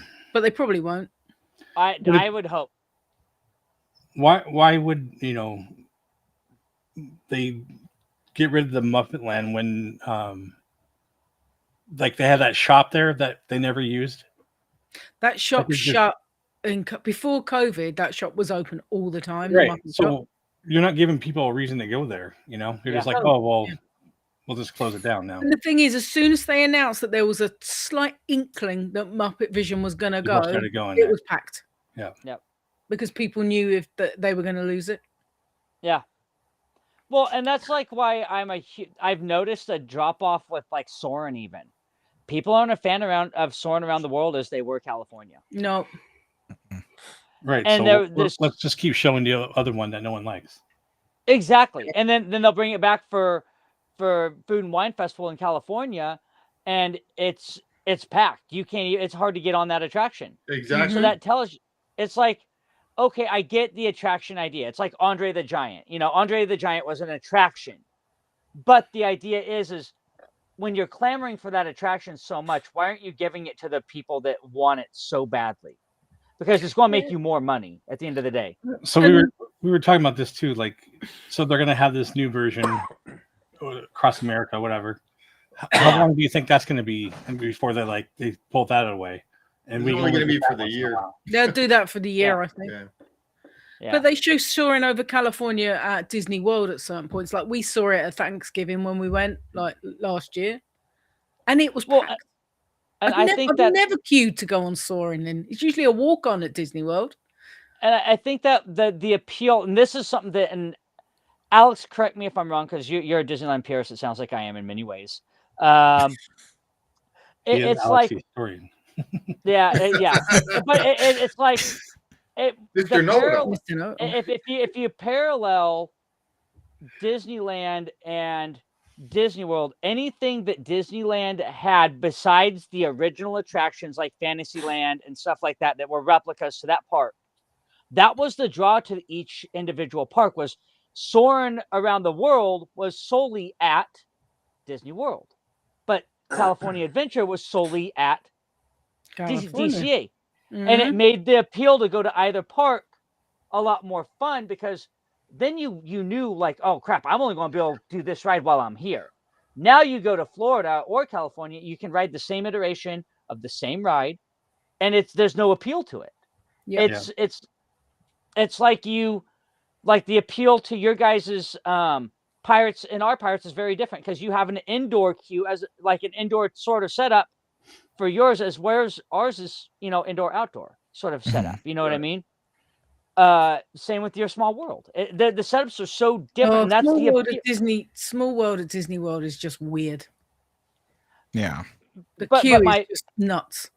But the idea is the different appeal, the different idea. And with that said, it's like when you start taking those appeals away, it's really hard, because the one thing with Tower of Terror that I realized from the difference in the parks is your guys' Tower of Terror ride system is very different than the one that was in California. And then now I bet with Guardians being there, Guardians is always full. Tower was always full, but I wonder what that did to Tower there, knowing that there's no longer a Tower in California with the Kia system, Yeah. And I'm not just a massive fan of the Tower of Terror, and I don't do Tower of Terror, but the Disneyland Paris one is always rammed, always busy. Yeah, it's never under 45 minutes, even on a quiet time. When you take parity away, it makes it harder to justify these things. In the park size, it's easy to justify taking something away. Well, we have it here, but you want to start taking it away, and then you'll have the same issue again. There's not enough parity in the parks, and then look where we're at. My biggest gripe is like when Disney's like, you know what, we need to add more attractions at Disneyland Resort, so let's go ahead and copy some kind of massive ride that we have at Walt Disney World or some other Disney park, and then copy it and put it in tiny old little Disneyland, where one ride takes up an area the size of New Orleans Square. Exactly. And I'm like, you don't have the land for such a huge ride. Like, you need to tone it down. Like, if they had put, Magic Kingdom's Space Mountain in our Tomorrowland, we wouldn't have had a Tomorrowland. They found a way to create a new Space Mountain specifically for Disneyland. They didn't do that with Galaxy's Edge. They were like, let's just take these rides that were designed for Walt Disney World, put them in Disneyland, and then, see what happens. And now now that land is, like, from what I hear, it's rarely busy, because I see a lot of... It's not busy. Yeah, I see a lot of people that go to that land and they're like, oh, it was a 10-minute to get on Rise of the Resistance, like... What's funny is, I was just saying that earlier, was I sometimes forget that there's Galaxy's Edge at Disneyland.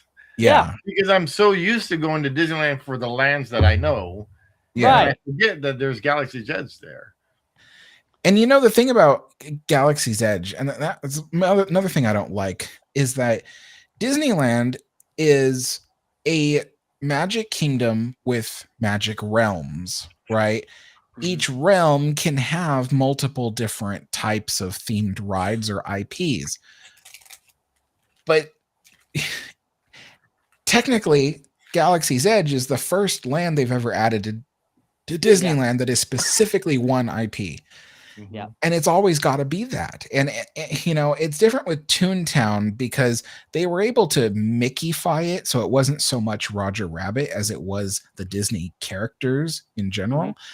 But everything else in the park is like, you go to Tomorrowland and there's a plethora of futuristic themed rides, and you go to Fantasyland and there's storybook rides. You go to New Orleans Square and you got something completely different, like Haunted Mansion and Pirates of the Caribbean, but like Galaxy's Edge is like, it's gotta be just Star Wars, and that land isn't even doing too well.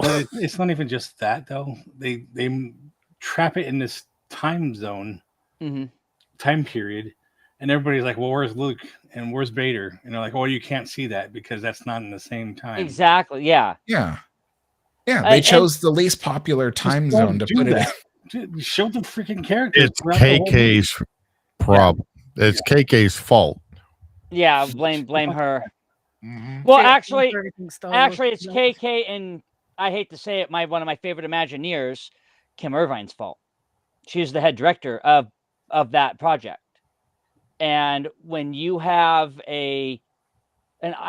they're trying to do is they're trying to force feed us the new trilogy, which we didn't like. Right. That's what I'm saying. And had you given us something, say Jedi, you give us something Jedi-esque or something that you can encompass all of them. Give us, something from the prequels and the older trilogy that you can kind of wrap your head around. Okay, I can understand Vader being here. I can understand why Anakin might show up here, because they fall within that same idea. But when you place Batuu so far, so many years, so far ahead of actual what the canon was that we all grew up with, and you're force feeding the New Republic, and it doesn't make sense. It doesn't. But like, who knows what Bat-2 is? It could have been anything in any time period. It didn't have to be locked to anything. You could have given me Mos Eisley, and I would have been happy with Mos Eisley. Oh yeah, absolutely. Because everything happens in Mos Eisley. Doesn't matter the period. Nope. Exactly. Yeah, because I mean, Book of Boba Fett, Mos Eisley. Yeah. Mos Eisley. Yep. Yeah. Well, it's the same thing to do with the movies, like don't let your directors change the story, Yeah. Like Ryan Johnson's like, oh, here's your lightsaber and throw it away. Luke would have done that. That's just no. Even Mark Hamill's like that was the dumbest thing. They should have followed the Shadows of the Empire story. Is what they should have done. They should have followed what Lucas gave them.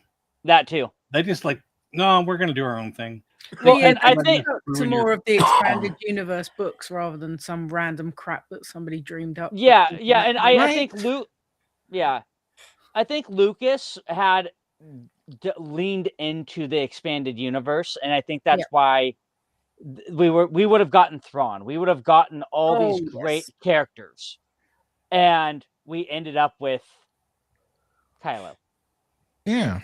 We ended up with Hux. We ended up with a regurgitated Palpatine at the end. Mm-hmm. I mean, it was terrible. It was just terrible. And I love it because my boys love it, and my kids love them, and that's great. They love them for what they are. The other stuff. But exactly, and my youngest son, he loves. Actually, his favorite is Empire Strikes Back. So I'm really happy about that. That he loves. One of my favorites is Rogue One. So, and that's the newer one. Yeah, Rogue One. One's You know whose idea that was? John Knoll. Yep. Bob Joel. John Knoll. I thought you said Billy Joel. Like, yeah, let's go. We didn't start the fire. Yeah. No. But like John Knoll had to convince Kathleen Kennedy, and he took him a couple attempts to get her to okay this. No, 100%. Oh man. And that's the one thing I like. The Solo movie, I actually really liked the Solo movie. I liked it too, but it could have been a lot better. It could have been. But out of all of those newer movies, those two are the best two out of the bunch. Yeah. And that says a lot. And Aiden Aldrich, he could have played a better Solo, but he did great. It's funny because I avoided watching Solo for so long because I was like, I was afraid of it being terrible, but my dad made me watch it a couple weeks ago and I actually liked it. Yeah. The story made perfect sense. And if it continued, we would have had Darth Maul come back. Yeah. And they had an idea for a second one, and they put the kibosh on it. I mean, it's like when you're doing stuff like that. I'm happy we did get Thrawn. I don't like him in the capacity we have him. No, but I'm happy we finally got Thrawn. But it would have been better in the movies. Like I said, following the expanded canon, giving Lucas back some of the reign to say, hey, let's finish the story the right way. Because we would have seen a dark side Luke. We would have seen this turn. And we would have seen it, the whole full circle of the prophecy being fulfilled the way it was in the actual books and the expanded universe. And we would have gotten some of these amazing characters that we never saw. Yep. I think the greatest character out of the new trilogy is Baba Frick. Yeah, exactly. Yeah. Bad baby. Yeah. Yeah. You know, I like him the best. Yeah, he's got to be my favorite. And it was really shocking to me being a Disney person, knowing like they owned all these different movie studios so they could release rated R movies, and then they leaned into Deadpool. 30 years, 40 years later. They had Touchstone Pictures for years to release these films. And now that they have the Marvel IP, they're like, oh, we're going to lean in and do it. But Ryan Reynolds also gave him no reason. Gave him, you're not getting this if you don't let me do it the way I want. So I think that's what it's going to take, getting what we want out of Disney. We have to bully them because Disney has been able to be the bully for years. Mm-hmm. And my thought process on it when it comes down to like pricing the parks. they would lower the prices if we bullied them like we did in the 70s and 80s and early 90s when we all stopped going because we couldn't afford it. They priced us out then. Yeah, this is never gonna. You got to bully the bully. Oh yeah, no, it's the consumerism, like Alex brought up earlier. That transition from traditionalism to consumerism won't allow that to happen. And that's the reason their movies keep failing, because they hit like some director who made some stupid movie and they're like, "Oh, we like you, so here's your Star Wars trilogy." That's not the way it works. And as long as that merch can still be slapped on backpacks, purses, and toys, people will still keep going to Disneyland for that stuff and spending their money, and then therefore allowing the prices to keep skyrocketing out of control. It's like a feedback, and that that's the whole reason why Disney cultivated that kind of fandom, is because they got tired of the people who would stop going to Disneyland whenever Disney did something wrong. So Disney was like, well, we'll just get rid of that fandom and create our own, Right. Which isn't the way Walt wanted it, which is crazy. No. It's actually kind of funny because I was talking about that YouTuber earlier who was a civil engineer. I forget her channel name.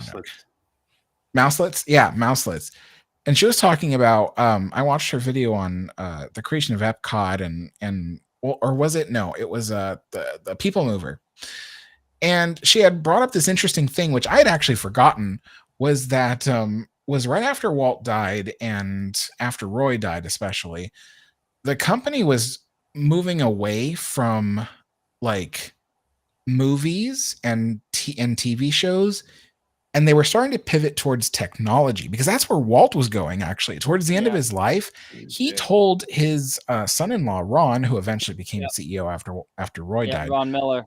Yeah, he told his son-in-law Ron, he's like, I'll leave the studio in your hands, but I think the company is pivoting more towards, theme parks and our ability to design things for people's practical living. So the company was actually going to go towards creating public transit and civil engineering. And then they were also going to simultaneously do Disney parks, and they were going to move away from family screen entertainment. Yeah. And but it was Michael Eisner that brought it all back to the studio. It was him and Card Walker. Ron Miller, and the thing is so Ron Miller saw it was so hard to run the company the way Walt wanted. There was a lot of demand from Ron, on Ron, because he was living in Walt's shadow at that point. Yeah. And then he ceded to Card Walker, and then that's when the company almost got taken over. They had the hostile takeover almost. And then that's about the time we ended up with, Eisner shortly thereafter. Yeah.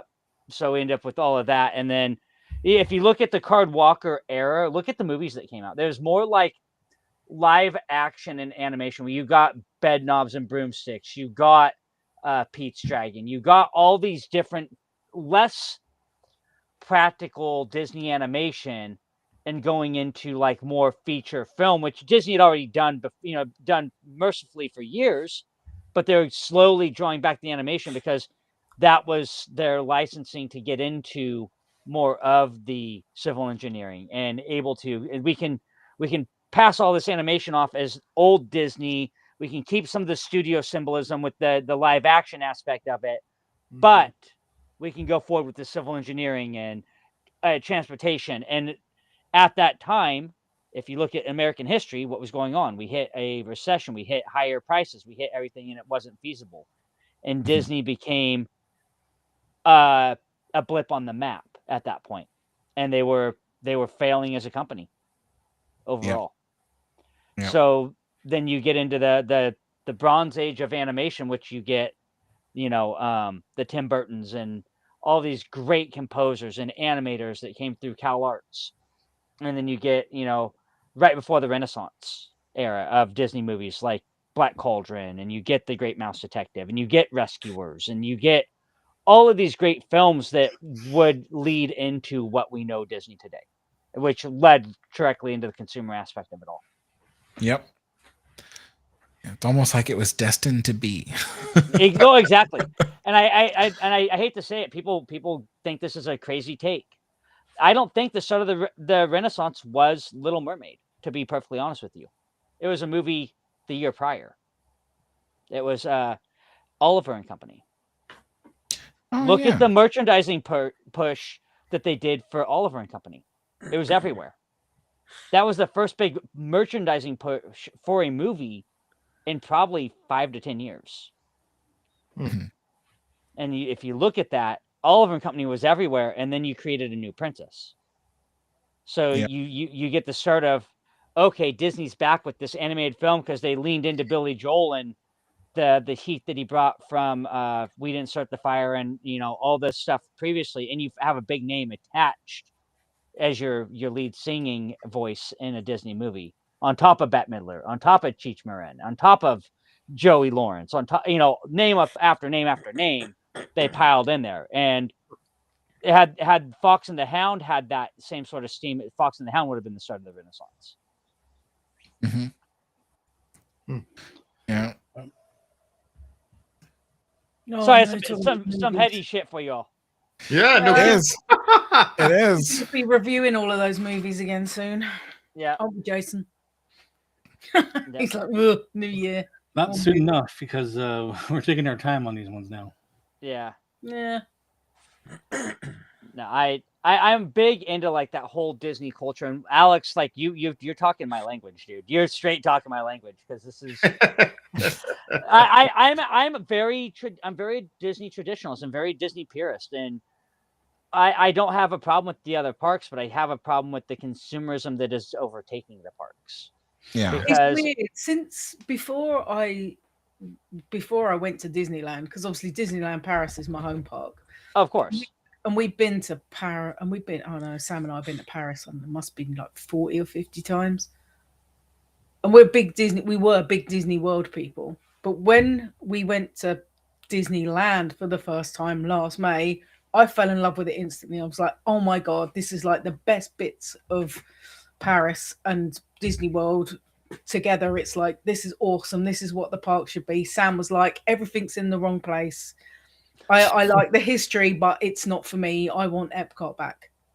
It was weird. It's like chalk and cheese. Like, I love Disneyland, but she loves Disney World. Because with the younger generations, it boils into we are the same age. Oh, really? Yep. That's crazy. Sorry, she's 6 months younger than me. Sorry, Sam, to say that. Yeah. Same. So that's crazy. I've never seen that. I've heard of it, but I've never because people who usually come over from overseas and they've experienced both parks, it's usually like what you said. I love Disneyland. There's the best bits of everything. Unless you go to Tokyo and Shanghai and then you're like, well, I love those parks because they have everything and more. Yeah. Well, I've seen how they built our park, our Magic Kingdom at Disneyland Paris is just like Disneyland, but it's got some Disney World-esque, but it is beautiful. It's stunning. Yeah. They made it look pretty. Obviously, it's nowhere near as cool as Disneyland because it's got nowhere near as many rides and there's not the history, but I much prefer Disneyland to Disney World's Magic Kingdom. The only bit I like better about Disney World's Magic Kingdom is their Tomorrowland is better. That's it. Yeah. If you can take Tomorrowland from Magic Kingdom and plop it in Disneyland, that'd be perfect. That'd be wonderful. I think Walt would be very impressed by the Paris project, to be honest, because he wanted to bring the Disneyland idea across the world to everybody, and to transfer that idea of the original park to Paris, though it faltered at first, and to see it thriving now. I think that's the impetus of the Disneyland story right there. It faltered at first, and it thrived to where it's at now. And that's where Paris has. Yeah, so we just watched Ricky's Paris trip. When he wasn't riding any rides, he just was looking at the land, pointing out things. Like, we went back through our podcast, we watched it, and like I fell in love with that park. Just by the things that I saw, and it is very much like our Disneyland, but it's like on another level. Yeah. Yeah. I'm gonna get to see it next year or this year actually. Now it's 2026. Yeah, now Yeah, it's this year. It's this year now. Yeah. Where are you going? I'm going in. Well, I'll be specifically at Disneyland Paris at the very beginning of November. 3rd, 4th, and 5th, isn't it? Yes. Wow, you remember that? That's crazy. Yeah. I'm good with dates. She's gonna be there. I'm coming. Don't worry. Yeah. So yeah, very beginning of November, but I'll be in Europe between October through mid-November. So it's like this huge. So I'll be.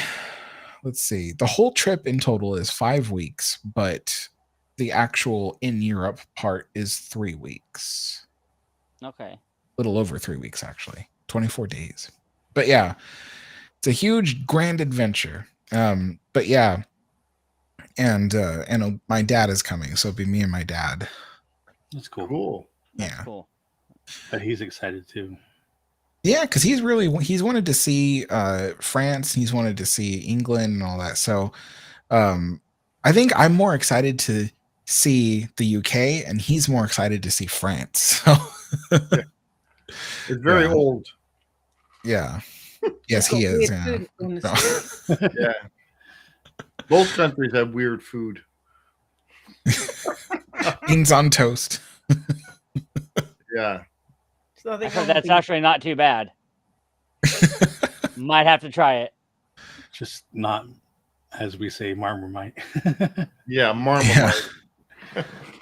I have a friend in the UK who's he's gonna take us to a real like old fashioned pub. So I'm excited. Oh yes, you'll get a proper.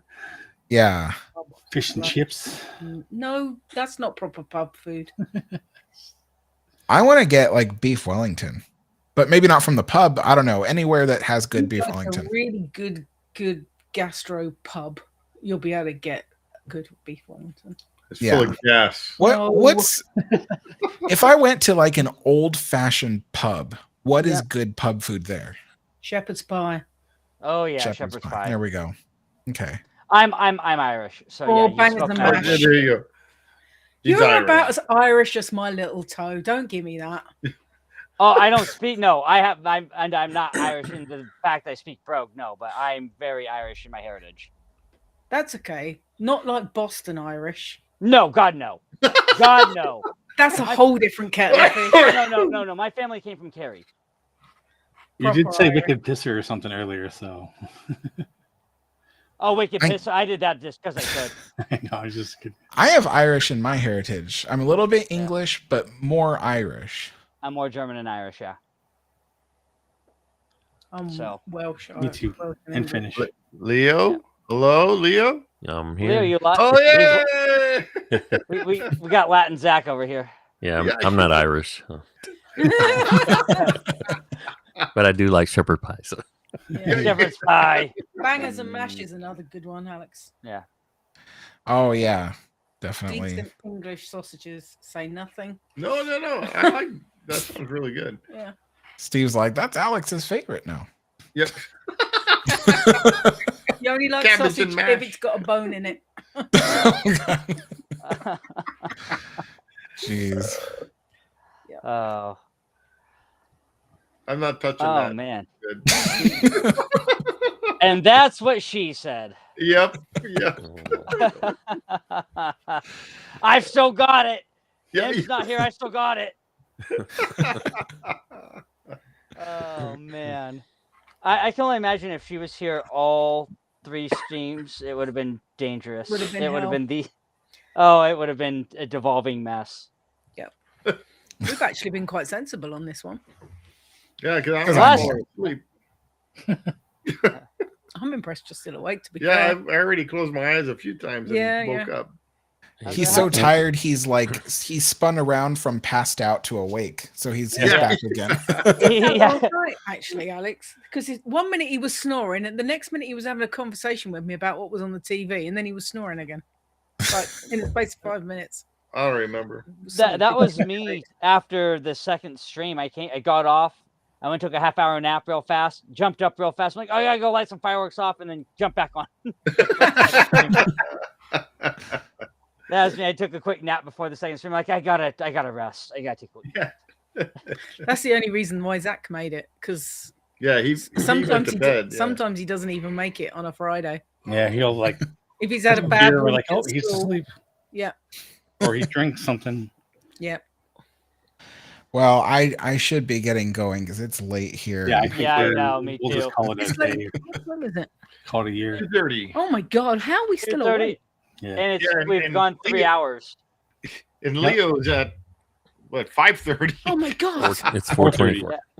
Yeah, and Oh, and 4:30, yeah. Goodness. the funny But- thing is, I jumped in like halfway through the stream, so I've been here for a full stream at this point. But we did make it to the Disney Alani. Yeah. Happy Oh, New that's Year. right. Yeah, you're We right. did. Oh, we did. Heyo. Wow. That's We crazy. celebrated 4 Hawaii. time zones. Wow. Yeah. I've never done That that was one. the last one. Thank goodness. Yeah, exactly. Oh, Yeah, don't be doing that, man. Alec. I can't. I've hit that point where I'm like, now I'm I tired. know, that's where I'm at. See, you made me do it. Oh God! All right. Well, Well, friends, yeah, I think that about does it. my princess wave. Yeah. There's people actually still watching. Tomorrow is the Rose Parade, so I'll do my princess wave. Today is Today. Today. They're When I probably go to bed and wake We got up, I'm Lewis's still not- hands here. they're preparing it right now.